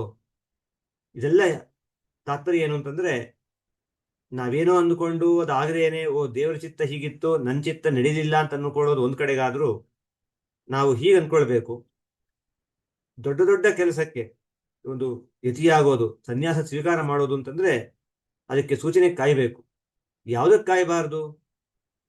ಉಪನಯನ ಮಾಡಿಸ್ಲಿಕ್ಕೆ ಕಾಯಬಾರದು. ಉಪನಯನ ಸಕಾಲಕ್ಕೆ ಆಗಲೇಬೇಕು, ಪ್ರಯತ್ನ ಪಡಬೇಕು. ಗುರುಗಳನ್ನು ಕೇಳಿ, ಹಿರಿಯರನ್ನು ಕೇಳಿ ಮುಹೂರ್ತ ನಿಶ್ಚಯ ಮೊದಲೇ ಮಾಡಿಕೊಳ್ಬೇಕು, ಚೆನ್ನಾಗಿ ಮಾಡಿ ಸಕಾಲಕ್ಕೆ ಮಾಡಬೇಕು. ಅದಕ್ಕೆ ಸ್ವಪ್ನ ಸೂಚನೆಯನ್ನು ಕಾಯಬಾರದು. ಆದರೆ ಸನ್ಯಾಸಿ ಆಗೋದಕ್ಕೆ ಮಾತ್ರ ಸ್ವಪ್ನ ಸೂಚನೆ ಆಗಬೇಕು. ಇಲ್ಲದೆ ಹೋದ್ರೆ ಇವತ್ತು ನಮಗೆ ವೈರಾಗ್ಯ ಇರಬಹುದು, ನಾಳೆ ದಿವಸ ವೈರಾಗ್ಯ ಹೋಗಿಬಿಟ್ರೆ ಅದು ಹೇಗೆ ಗೊತ್ತಾಗುತ್ತೆ? ಇವತ್ತು ಜಾಗೃತ ಅವಸ್ಥೆಯಲ್ಲಿ ನಾವು ಶುದ್ಧವಾಗಿರಬಹುದು, ಸ್ವಪ್ನಾವಸ್ಥೆಯಲ್ಲಿ ನಾವು ಶುದ್ಧರಾಗಿರ್ತೇವೆ ಅಂತ ಹೇಗೆ ಹೇಳೋದು? ಹಾಗಾಗಿ ಆ ಸ್ವಪ್ನಾವಸ್ಥೆಯಲ್ಲೂ ಪರಿಶುದ್ಧರಾಗಿರಬೇಕು ಅಂತಾದ್ರೆ ಒಳ್ಳೆಯ ಸೂಚನೆಯಿಂದ ಮಾತ್ರ ಸಾಧ್ಯ, ದೈವ ಸೂಚನೆಯಿಂದ ಮಾತ್ರ ಸಾಧ್ಯವೇ ಹೊರತು ಹಾಗೆ ಆಗಬಾರದು. ಅಂತಹ ನೋಡಿ, ಈ ಎಲ್ಲ ದೈವ ಸೂಚನೆಯಿಂದ ಆದಂತಹ ಈ ಯತಿಗಳು ಅಪೂರ್ವ ಜೋಡಿಗಳು. ಸಾಮಾನ್ಯ ದಾಂಪತ್ಯದಲ್ಲಿ ಹೇಳೋದುಂಟು, ಒಳ್ಳೆ ಅಪೂರ್ವ ಜೋಡಿಗಳು ಅವರು, ಗಂಡ ಹೆಂಡತಿ ಅಂತ. ಹಾಗೆ ನಮ್ಮ ಪರಂಪರೆಯಲ್ಲಿ ಅಪೂರ್ವ ಜೋಡಿಯುಳ್ಳಂತಹ ಆ ಗುರು ಶಿಷ್ಯ ಪರಂಪರೆ ಬಂದಿದೆ. ಮಧ್ವಾಚಾರ್ಯರಿಗೆ ಅವರ ಸಾಕ್ಷಾತ್ ಶಿಷ್ಯರು, ಆ ಅಕ್ಷಭಿತೀರ್ಥರಿಗೆ ಜಯತೀರ್ಥರು, ಎದ್ದು ಕಾಣುವಂಥದ್ದು. ಎಲ್ಲರೂ ಹಾಗಿದ್ದಾರೆ ಹಿಂದಿನ ಪ್ರಾಚೀನ ಕಾಲದಲ್ಲಿ. ಎದ್ದು ಕಾಣುವಂತೆ ಆ ಗುರು ಶಿಷ್ಯರ ಜೋಡಿ, ವ್ಯಾಸರಾಜರು ವಿಜಯೇಂದ್ರರು, ಅಥವಾ ಬ್ರಹ್ಮಣಿ ತೀರ್ಥರು ವ್ಯಾಸರಾಜರು, ಪುರುಷೋತ್ತಮ ತೀರ್ಥರು ಬ್ರಹ್ಮಣಿ ತೀರ್ಥರು, ವ್ಯಾಸರಾಜರು ಶ್ರೀಪಾದರಾಜರು. ಹೀಗೆ ಆ ಗುರು ಶಿಷ್ಯರು, ಅವರು ಆಶ್ರಮ ಶಿಷ್ಯರೇ ಆಗಲಿ, ವಿದ್ಯಾ ಶಿಷ್ಯರೇ ಆಗಲಿ, ವಿದ್ಯಾ ಗುರುಗಳೇ ಆಗಲಿ, ಆಶ್ರಮ ಗುರುಗಳೇ ಆಗಲಿ, ಅಂತೂ ಆ ರೀತಿಯ ಒಂದು ಸಂಬಂಧ ಇತ್ತು. ಆ ದೈವ ಯೋಗದಿಂದ ಲಭಿಸಿದಂತಹ ಸಂಬಂಧ ಅವೆಲ್ಲ.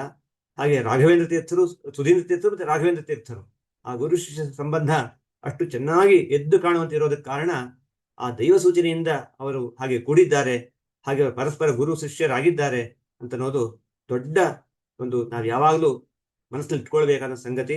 ಮರಿಬಾರ್ದು ಈ ಮಾತನ್ನ. ಅಂತಹ ಆ ಪುರುಷೋತ್ತಮ ತೀರ್ಥರು ಆ ಬಾಲಕರನ್ನು ವಟುವನ್ನ ಯತಿಯನ್ನಾಗಿ ಮಾಡಿದ್ದಾರೆ. ಏನು ಹೆಸರಿಟ್ರು ಅಂತಂದಾಗ ಹೇಳ್ತಾರೆ, ಬ್ರಹ್ಮಣ್ಯ ತೀರ್ಥ ಅಂತ ಹೆಸರಿಟ್ರು. ಯಾಕೆ ಅಂತಂದ್ರೆ ಕಾರಣ ಕೊಡ್ತಾರೆ. ಆಬಾಲ್ಯಾತ್ ಬ್ರಾಹ್ಮಣೋಘೇಸೌ ದಯಾಲು ಇತಿ ಮೌನಿನ ಬ್ರಹ್ಮಣ್ಯ ತೀರ್ಥ ನಾಮ್ನಾ ಹಿ ಸಮಾಖ್ಯಾತೋ ರವಿದ್ಯುತಿ. ಈ ರವಿಯಂತೆ ಪ್ರಕಾಶಮಾನರಾದಂತಹ ಈ ಬ್ರಹ್ಮಣ್ಯ ತೀರ್ಥರು ಯಾಕೆ ಆ ಹೆಸರನ್ನ ಪಡೆದರು ಅಂತಂದ್ರೆ, ಆಬಾಲ್ಯಾತ್, ಅವರು ಬಾಲ್ಯದಿಂದಲೇನೆ ಸಣ್ಣ ಹುಡುಗನಾಗಿದ್ದಾಗಿದ್ದ ಆ ಸಮಯದಿಂದಲೂ ಕೂಡ ಬ್ರಾಹ್ಮಣೋಘೇಸೌ ದಯಾಲು, ಬ್ರಾಹ್ಮಣರಲ್ಲಿ, ಗೋವುಗಳಲ್ಲಿ, ಸಜ್ಜನರಲ್ಲಿ ಅತ್ಯಂತ ದಯಾಲು. ಹಾಗಾಗಿ ಮತ್ತೆ ಇನ್ನು ಅನೇಕ ಅರ್ಥ ಹೇಳ್ಬೋದು. ಬ್ರಹ್ಮ ಅಂತಂದ್ರೆ ಪರಬ್ರಹ್ಮ, ಆ ಭಗವಂತನಲ್ಲಿ ಚೆನ್ನಾಗಿ ಮನಸ್ಸನ್ನಿಟ್ಟಂತಹವರು. ಹಾಗಾಗಿ ಬ್ರಹ್ಮಣ್ಯ ಅನ್ನುವಂತಹ ಆ ಹೆಸರನ್ನ, ಅತ್ಯಂತ ಮಂಗಳಕರವಾದ ಹೆಸರನ್ನ ಇಟ್ಟಿದ್ದಾರೆ. ಮುಂದೆ ಶ್ರೀಮಧ್ವಯತಿ ಹಸ್ತಾಬ್ಜ ಸೇವಿತಾಂ ತತ್ ಕುಲಕ್ರಮಾತ್ ತಚ್ಛಿಷ್ಯ ಪೂಜಿತಾಂ ಶ್ರೀಮದ್ ಜಯಧ್ವಜ ಗುರುತ್ತಮೈಃ ಸ್ವಸ್ಮೈ ಪ್ರದತ್ತಾಂ ಗುರುರಾಣ್ ನೃಸಿಂಹ ಪ್ರತಿಮಾಂ ತಥಾ ಸಂಸ್ಥಾನಸ್ಯಾಧಿಪತ್ಯಂಚ ಬ್ರಹ್ಮಣ್ಯ ಯತೆಯೇ ದದೌ. ತಮಗೆ ಪರಂಪರಾಗತವಾಗಿ ಬಂದಂತಹ ಎಲ್ಲ ಪ್ರತಿಮೆಗಳನ್ನು ಕೊಡ್ತಾ ಇದ್ದಾರೆ. ಕಾಲ ಕಾಲಕ್ಕೆ ಕೊಟ್ಟು ಅವನ ಅನುಗ್ರಹ ಮಾಡ್ತಾ ಇದ್ದಾರೆ. ಮುಂದೆ ತಾವು ಗುಹಾ ಪ್ರವೇಶ ಮಾಡಬೇಕು. ಆ ಕಾಲಕ್ಕೆ ಎಲ್ಲವನ್ನು ಕೊಡ್ತಾ ಇದ್ದಾರೆ. ಎಲ್ಲ ಪ್ರತಿಮೆಯನ್ನು ಕೊಟ್ಟು ಅನುಗ್ರಹ ಮಾಡ್ತಾ ಇದ್ದಾರೆ. ನೋಡಿ, ಶ್ರೀ ಮಧ್ವಯತಿ ಹಸ್ತಾಬ್ಜ ಸೇವಿತಾಂ, ಮಧ್ವಾಚಾರ್ಯ ಕರಕಮಲದಿಂದ ಸೇವಿತವಾದಂತಹದ್ದು. ಆ ಕುಲಕ್ರಮಾತ್, ಆ ಸಂಪ್ರದಾಯದಲ್ಲಿ ಬಂದಂತಹ ಅನೂಚನವಾಗಿ ಎಲ್ಲೂ ಕೂಡ ವಿಚ್ಛಿತ್ತಿ ಎನ್ನುವುದು ಇಲ್ಲದೇನೆ ಸಾಕ್ಷಾತ್ ಗುರುಗಳಿಂದ ಶಿಷ್ಯರಿಗೆ, ಅವರಿಂದ ಮತ್ತೆ ಅವರ ಶಿಷ್ಯರಿಗೆ ಹೀಗೆ ಬಂದಂತಹ ಆ ಸಂಪ್ರದಾಯ, ಆ ಒಂದು ಆಚರಣೆಗಳು, ಪ್ರತಿಮೆ, ಗ್ರಂಥ ಎಲ್ಲವೂ ಕೂಡ ಅವರಿಗೆ ಲಭ್ಯವಾಗ್ತಾ ಇದೆ. ಹೇಳ್ತಾರೆ ತಚ್ಛಿಷ್ಯ ಪೂಜಿತಾಂ, ಯಾರು ಜಯತೀರ್ಥರು, ವಿದ್ಯಾಧಿರಾಜರು, ರಾಜೇಂದ್ರ ತೀರ್ಥರು ಮತ್ತೆ ಜಯಧ್ವಜ ಗುರುತ್ತಮರು, ಮತ್ತೆ ಅವರು ಏನ್ ತಮಗೆ ಕೊಟ್ಟಿದ್ದಾರೆ ಅಂದ್ರೆ ಪುರುಷೋತ್ತಮ ತೀರ್ಥರಿಗೆ ಕೊಟ್ಟಿದ್ದು ಎಲ್ಲವನ್ನು ಕೂಡ ಬ್ರಹ್ಮಣ್ಯ ತೀರ್ಥರಿಗೆ ಅತ್ಯಂತ ಪ್ರೀತಿಯಿಂದ ಕೊಡ್ತಾ ಇದ್ದಾರೆ. ಸಂಸ್ಥಾನದಲ್ಲಿ ಅವರನ್ನು ಕೂಡಿಸಿ ಅವರು ಮುಂದೆ ಗುಹಾ ಪ್ರವೇಶ ಮಾಡ್ತಾ ಇದ್ದಾರೆ. ಪುರುಷೋತ್ತಮಾರ್ಯತಿರಾಟ್ ಪ್ರವಿವೇಶ ಗುಹಾಂ ತತಃ ಪುರುಷೋತ್ತಮ ಗುಹೇತ್ಯವ ನಾಮ್ನಾಖ್ಯಾತ ಅಧುನಾಪಿ ಸಹ. ಪುರುಷೋತ್ತಮ ತೀರ್ಥ ಗುಹೆ ಅಂತಾನೆ ಹೇಳಿ, ಪುರುಷೋತ್ತಮ ಗುಹೆ ಅಂತ ಹೇಳಿ ಇವತ್ತಿಗೂ ಕೂಡ ಅದು ಪ್ರಸಿದ್ಧವಾಗಿರುವಂತಹದ್ದು. ಆವತ್ತೇನು ಶ್ರೀನಿವಾಸ ತೀರ್ಥರು ಹೇಳಿದ್ದಾರೆ, ಅದೇ ಒಂದು ಹೆಸರು ಇವತ್ತಿಗೂ ಕೂಡ ಇರುವಂತಹದ್ದು. ಮುಂದೆ ಬ್ರಹ್ಮಣ್ಯತಿ ರಾಜೇಂದ್ರ ಪ್ರಭಾವ ಭಿದುರೇಣಿ ಜನತ ಅಗಾಧ್ಯ ವೃಂದಾನಿ ಭಿಂದಾನು ವ್ಯಚರತ್ತತಃ.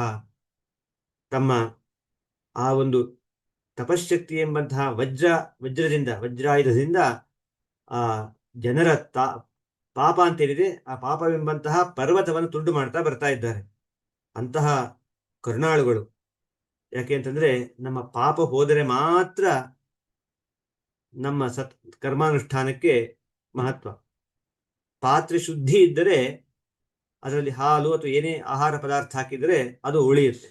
ಇಲ್ಲದೆ ಹೋದ್ರೆ ಕೆಟ್ಟು ಹೋಗುತ್ತೆ. ಹೇಗೋ ನಮ್ಮ ಪಾತ್ರೆ, ನಮ್ಮಲ್ಲಿ ಪಾಪ ಅಂತ ಅನ್ನೋದಿದ್ರೆ, ಅದು ಮಲಿನವಾಗಿದ್ದರೆ ಈ ದೇಹ ಅಥವಾ ಮನಸ್ಸು, ಅದನ್ನು ಏನೇ ಮಾಡಿದರೂ ಕೂಡ ಅದು ಶುದ್ಧವಾಗೋದಿಲ್ಲ. ಒಂದು ಪಾತ್ರೆ ಒಂದು ಹನಿ ವಿಷ ಹಾಕಿ 100 ಕೊಡ ಹಾಲು ಸುರಿದ್ರು ಕೂಡ ಅದು ವಿಷವೇ ಆಗುತ್ತೆ. ಆದ್ರಿಂದ ಇಲ್ಲಿ ಪಾಪ ಅಂತ ಅನ್ನೋದು ಇರಬಾರ್ದು, ಸ್ವಲ್ಪವೂ ಇರಬಾರದು. ಹಾಗೆ ಬ್ರಹ್ಮಣ್ಯ ತೀರ್ಥರು ಎಲ್ಲ ಸಜ್ಜನರಿಗೆ ಅನುಗ್ರಹ ಮಾಡ್ತಾ ಇದ್ದಾರೆ. ತಮ್ಮಲ್ಲಿಗೆ ಬಂದ ಎಲ್ಲ ಸಜ್ಜನರನ್ನು ಹುಡುಕಿಕೊಂಡು ಹೋಗಿ ಅನುಗ್ರಹ ಮಾಡಿ ಆ ಒಂದು ಪಾಪ ಪರಿಹಾರ ಮಾಡ್ತಾ ಇದ್ದಾರೆ. ಹಾಗಾಗಿ ನಾವು ಸದಾ ಚಿಂತನೆ ಮಾಡಬೇಕು. ಪಾಪ ಪರಿಹಾರ ಸದಾ ಆಗಬೇಕು. ಪಾಪ ಹೊಸದಾಗಿ ಘಟಿಸಬಾರದು, ಇರುವ ಪಾಪ ಹೋಗಬೇಕು. ಹೀಗೆ ಎಚ್ಚರದಿಂದ ಇರಬೇಕು. ಮುಂದೆ ಹೇಳ್ತಾರೆ, ಜ್ಞಾನ ಮಂಡಪ ಭಾಗಸ್ಥ ಕಣ್ವನದ್ಯ ಸಮೀಪಗಂ ಅಬ್ಬೂರು ಕ್ಷೇತ್ರಮಾಸಾದ್ಯ ನ್ಯವಸದ್ ಯತಿರಾಟ್ ತತಃ. ಅಲ್ಲೇ ಪಕ್ಕದಲ್ಲಿ ಇದ್ದಂತಹ ಆ ಅಬ್ಬೂರು ಕ್ಷೇತ್ರಕ್ಕೆ ಬರ್ತಾರೆ. ಜ್ಞಾನ ಮಂಟಪ ಅಂತ ಹೇಳಿ ಆ ಭಾಗಕ್ಕೆ ಹೆಸರು. ಅನ್ವರ್ಥವಾದಂತಹ ಹೆಸರು. ಒಳ್ಳೆ ಜ್ಞಾನಿಗಳ ಒಂದು ಸಭೆ ನಡೀತಾ ಇದ್ದರಿಂದ ಜ್ಞಾನ ಮಂಟಪ ಅಂತ ಹೇಳ್ಬೋದು. ಒಂದು ಪುರಾಣೋಕ್ತವಾದ ಜ್ಞಾನ ಮಂಟಪ ಮಹಿಮಾ ಅಂತಾನೆ ಒಂದು ಗ್ರಂಥ ಇದೆ. ಅದನ್ನು ಕೂಡ ನಾವು ವಿಶೇಷ ಅಧ್ಯಯನ ಮಾಡಬೇಕು. ಆ ಭಾಗದ ಒಂದು ಮಹಿಮೆ ಪುರಾಣದಲ್ಲಿ ಬಂದಿರುವಂತಹದ್ದು. ಆ ಅಬ್ಬೂರು ಕ್ಷೇತ್ರದಲ್ಲಿ ನೆಲೆಸಿಕೊಂಡು ಹೇಗೆ ಅವರ ಸನ್ಯಾಸ ಜೀವನ ಹೇಗಿತ್ತು ಅಂತ ಹೇಳ್ತಾರೆ. ನಿಮಜ್ಜನ್ ಕಣ್ವ ಸರಿತಿ ತ್ರಿಕಾಲಂ ಪ್ರಣವಂ ಜಪನ್.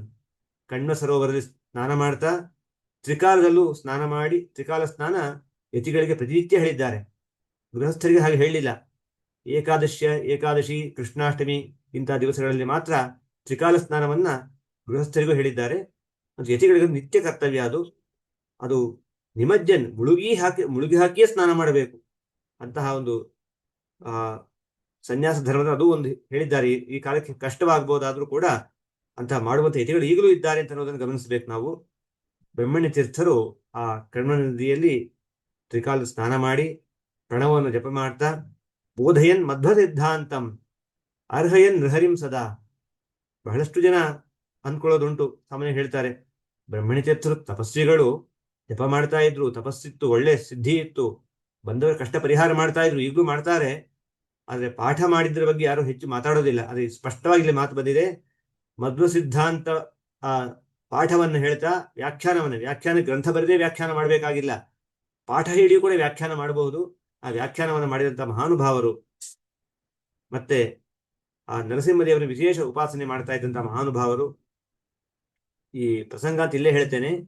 ವ್ಯಾಸರಾಜನ ಶಿಷ್ಯರನ್ನ ಸ್ವೀಕಾರ ಮಾಡಿಕೊಂಡ ಮೇಲೆ ಬ್ರಹ್ಮಣಿ ತೀರ್ಥರು ಕೂಡ ಪಾಠ ಹೇಳಿದ್ದಾರೆ ಅವ್ರಿಗೆ. ಶ್ರೀಪಾದರಾಜರ ಹತ್ರ ಕಳಿಸೋದಕ್ಕೆ ಮೊದಲೇನೆ ಅವನ ಪಾಠ ಹೇಳಿಸಿ ಸಿದ್ಧರನ್ನಾಗಿ ಮಾಡಿಸಿ ಇನ್ನೂ ಹೆಚ್ಚಿನ ವಿದ್ಯಾಭ್ಯಾಸಕ್ಕೆ ಅವರಲ್ಲಿ ಕಳಿಸಿಕೊಟ್ಟಿದ್ದು ಅಂತಹ ಮಹಾನುಭಾವರು ಬ್ರಹ್ಮಣ್ಯ ತೀರ್ಥರು. ಹೇಗೆ ಜೀವನ ಮಾಡ್ತಾ ಇದ್ರು ಅಂತ ಹೇಳ್ತಾರೆ. ಶಿಷ್ಯೇ ನಾನೀತ ಪಕ್ವಾನ್ನಂ ಪಾತ್ರ ಸಂಸ್ಥೆ ಮಹಾಮುನಿ ಶಂಖೋದಕ ಪ್ರೋಕ್ಷಣೇನ ಪುನಸ್ತಪ್ತಂ ವಿಧಾಯ ತತ್. ಮಠದಲ್ಲಿ ಅಡುಗೆ ಮಾಡೋ ಹಾಗಿಲ್ಲ.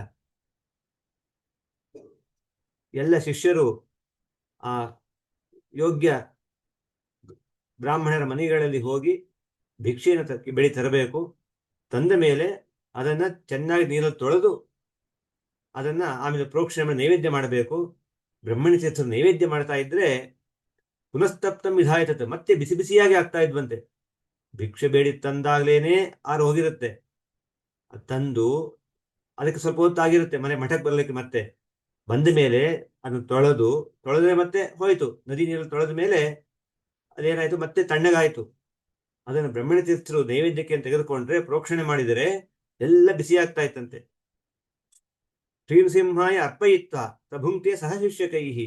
ನರಸಿಂಹದೇವರಿಗೆ ಅರ್ಪಣೆ ಮಾಡಿ ಆಮೇಲೆ ಸಭುಂಕ್ತೆ ಸಹ ಶಿಷ್ಯಕ್ಕೆ, ತಮ್ಮ ಶಿಷ್ಯರ ಜೊತೆಗೆ ಕೂಡಿಕೊಂಡು ತಾವು ಸ್ವೀಕಾರ ಮಾಡ್ತಾ ಇದ್ರು.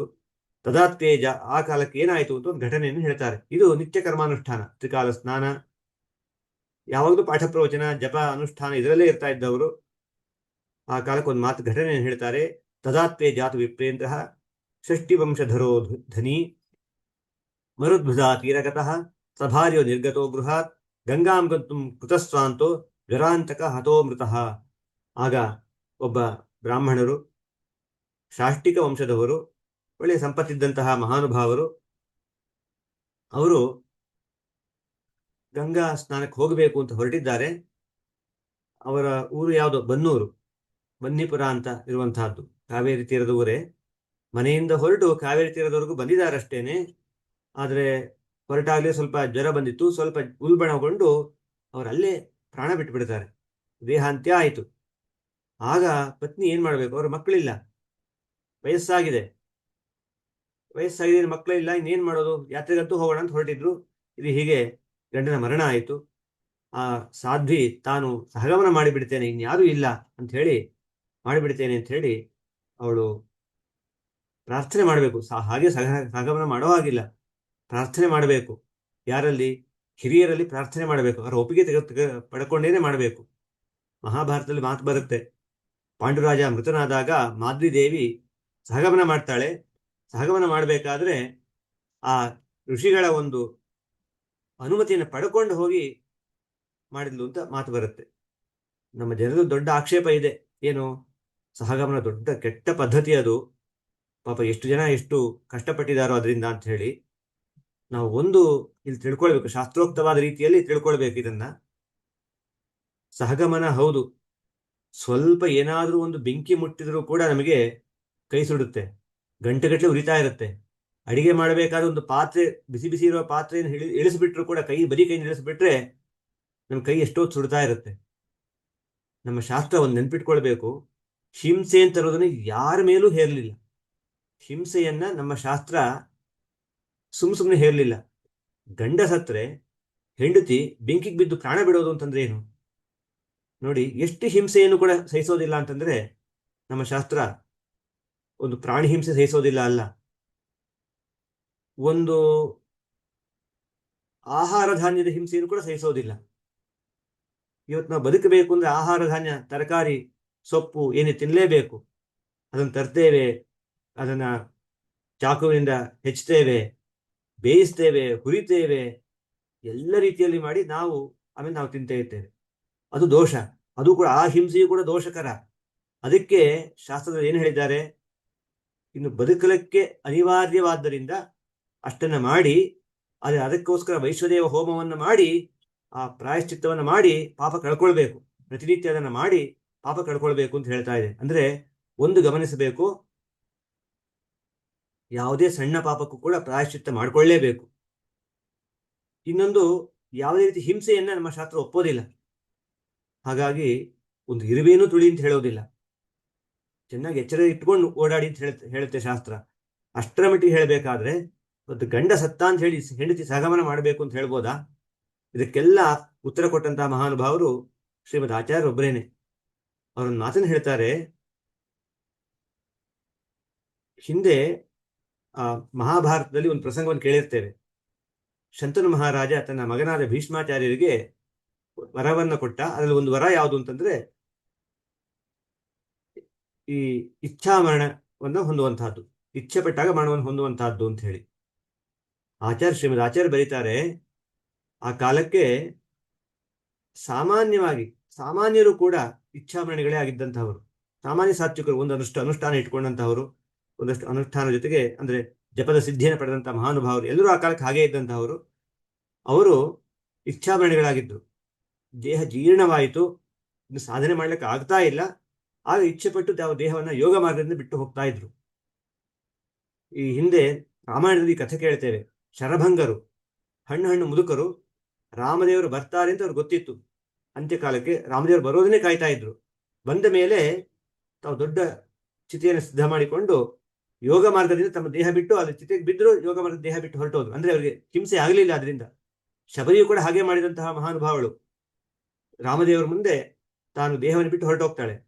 ಅದೇನೋ ದೇಹ ಸುಟ್ಟುಕೊಂಡು ಹಿಂಸೆ ಪಟ್ಟು ಒದ್ದಾಡಿ ಹೋಗಿದ್ದಲ್ಲ, ಯೋಗ ಮಾರ್ಗದ ತಮ್ಮ ದೇಹವನ್ನು ಗೊತ್ತಿತ್ತು ಅವರಿಗೆ. ಆ ಇಚ್ಛಾ ಮಣಿಗಳಾದ್ದರಿಂದ ದೇಹವನ್ನು ಬಿಟ್ಟು ಹಾಗೆ ಹೊರಟು ಹೋಗ್ತಾ ಇದ್ರು. ಇದು ಒಂದು ರೀತಿಯ ದೇಹ ಬಿಡುವಂತಹ ವಿಧಾನ. ಇನ್ನೊಂದು, ಋಷಿಮುನಿಗಳು ಯಾರಾದ್ರೂ ಒಪ್ಪಿದ್ದೇ ಆದಲ್ಲಿ ಅವರಿಗೆ ಆ ಶಕ್ತಿ ಇದ್ದಲ್ಲಿ ಹಾಗೆ ಕಳಿಸುವಂತಹ ವಿಧಾನ. ಹಾಗಾಗಿ ಒಪ್ಪಿಗೆ ತೆಗೆದುಕೊಳ್ಬೇಕು ಅಂತಂದ್ರೆ ಸುಮ್ಮನೆ ಅವರು ಒಪ್ಪಿಗೆ ಕೊಟ್ಬಿಡೋದಲ್ಲ. ಹೇಗೆ ಒಪ್ಪಿಗೆ ಕೊಡಬೇಕು ಅಂತಂದ್ರೆ ಅವರಿಗೆ ನೋವಾಗದ ರೀತಿಯಲ್ಲಿ ಅವನ್ನ ಕಳಿಸಿಕೊಡ್ಬೇಕು. ಇಂತಹ ಶಕ್ತಿ ಇದ್ದವ್ರು ಮಾತ್ರ ಒಪ್ಪಿಗೆ ಕೊಡ್ಬೋದಾಗಿತ್ತು, ಅಷ್ಟೇ ಬಿಟ್ರೆ ಯಾರ್ಯಾರು ಕೊಡುವಂಥದ್ದಲ್ಲ. ಹಾಗಾಗಿ ಸಹಗಮನದ ಬಗ್ಗೆ ದೊಡ್ಡ ತಪ್ಪಿದೆ. ಆದ್ರೆ ಒಂದು ತಪ್ಪು ನಡೀತಾ ಬಂತು ನಮ್ಮಲ್ಲಿ.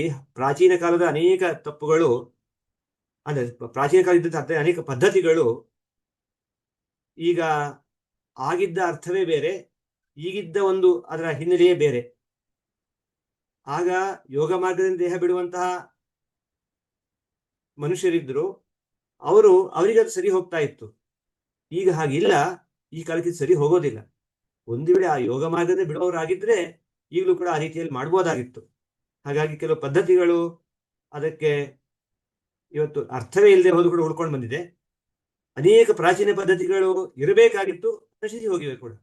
ಎರಡೂ ಆಗಬಾರ್ದಾಗಿತ್ತು. ಅಂತೂ ಬ್ರಹ್ಮಣ ತೀರ್ಥರ ಆ ಸಾಧ್ವಿ ಬಂದು ಕೇಳ್ತಾ ಇದ್ದಾಳೆ.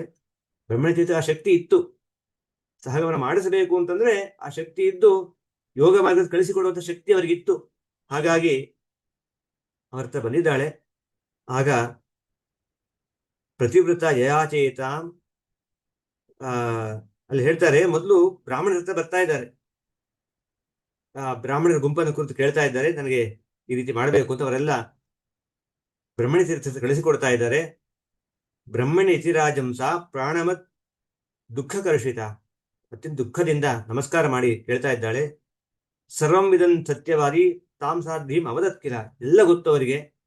ಆ ಸಾಧ್ವಿಯನ್ನು ಕುರಿತು ಹೇಳ್ತಾ ಇದ್ದಾರೆ. ಸುದೀರ್ಘ ಮಂಗಲೀ ಭೂಯಾಹ ಇತಿ ಸಾ ವಿಸ್ಮಿತಾದತಃ, ಸುದೀರ್ಘ ಮಂಗಲೀ ಭೂಯಾಹ, ನೀನು ದೀರ್ಘ ಸುಮಂಗಲಿಯಾಗಿ ಬಾಳು ಅಂತ ಹೇಳಿ ಹೇಳ್ತಾ ಇದ್ದಾರೆ. ಆಗ ಅದು ಕೇಳಿದ ಕೂಡಲೇ, ಅಲ್ಲ ಸ್ವಾಮಿ, ನನ್ನ ಗಂಡ ಮೃತನಾಗಿದ್ದಾನೆ ಅಂತ. ಆಗ ಅವರು ಹೇಳ್ತಾ ಇದ್ದಾರೆ, ಮಾ ಭೈಷೀಹಿ ಸಾಧ್ವಿ ಭದ್ರಂತೆ ಜೀವತ್ಯಬ್ದಶತಂ ಪತಿ, ನಿನ್ನ ಪತಿ ಪೂರ್ಣಾಯವಾಗ್ತಾನೆ, ಹೆದರ್ಬೇಡ. ದೋ ಪುತ್ರೋ ಲಪ್ಸಸೇ ಪೂರ್ವಂ ದೇಹಿ ಮೇ ಅಸ್ಪೃಷ್ಟ ಭೂತಲಂ, ಏನು ನಿನಗೆ 2 ಮಕ್ಕಳಾಗ್ತಾರೆ, ಮೊದಲನೇ ಮಗನನ್ನ ನನಗೆ ಒಪ್ಪಿಸು. ಹೇಗೆ ಒಪ್ಪಿಸಬೇಕು ಅಂತಂದ್ರೆ ಅಸ್ಪೃಷ್ಟ ಭೂತಲಂ, ಹುಟ್ಟಬೇಕಾದ್ರೆ ಭೂಮಿಗೆ ಭೂ ಸಂಪರ್ಕ ಆಗಬಾರ್ದು. ಹುಟ್ಟಿದ ಕೂಡಲೇ ಒಂದು ಹರಿವಾಣವನ್ನು ಕೊಟ್ಟು ಕಳಿಸ್ತಾರೆ ಮುಂದೆ, ಅದರಲ್ಲೇ ಜನನ ಆಗಬೇಕು, ಹಾಕಿ ಕೊಡಬೇಕು ಅಂತ ಹೇಳಿ ಹೇಳ್ತಾರೆ, ಆದೇಶ ಮಾಡ್ತಾರೆ. ನೋಡಿ, ಒಂದು ಕಡೆ ದೀರ್ಘ ಸುಮಂಗಲಿಯಾಗು ಅಂತ ಆಶೀರ್ವಾದ ಮಾಡಿದ್ದು, ಇನ್ನೊಂದು ಕಡೆಗೆ ಆ ಪುತ್ರವತಿಯಾಗು ಅಂತ ಹೇಳಿ ಆಶೀರ್ವಾದ ಮಾಡಿದ್ದು. ಎರಡೂ ಕೂಡ ಆಗ್ಲಿಕ್ಕೆ ಸಾಧ್ಯವೇ ಇಲ್ಲದೆ ಇರುವಂತಹದ್ದು ನಮ್ಮ ಲೋಕದೃಷ್ಟಿಯಲ್ಲಿ. ಗಂಡ ಸತ್ತಿದ್ದಾನೆ, ಹಾಗಾಗಿ ಅವಳು ಸುಮಂಗಲಿಯಾಗಿ ಬಾಳುವುದಕ್ಕೆ ಆಗೋದಿಲ್ಲ. ಗಂಡನೇ ಇಲ್ದ್ಮೇಲೆ ಮತ್ತೆ ಮಕ್ಕಳು ಹುಟ್ಟೋದು ಎಲ್ಲಿ ಬಂತು? ಅಥವಾ ಗಂಡ ಇದ್ರೂ ಕೂಡ ವಯಸ್ಸಾದ ಮೇಲೆ ಹುಟ್ಟೋದು ಎಲ್ಲಿ ಬಂತು?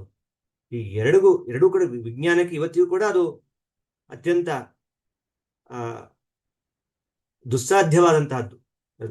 ಅಸಾಧ್ಯ, ದುಸ್ಸಾಧ್ಯ, ಎಂದಿಗೂ ಸಾಧ್ಯವೇ ಇಲ್ಲ ವಿಜ್ಞಾನಕ್ಕೆ.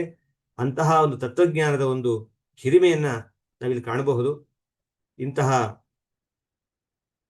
ಗುರುಗಳು ಇತಿ ಚಿತ್ತ ಚರಿತ್ರೋಸು ವದನ್ ಜಪ್ತೋದಕಂ ತದವು, ತಾವು ಜಪಿಸಿದ ಉದಕವನ್ನು ಕೊಡ್ತಾ ಇದ್ದಾರೆ.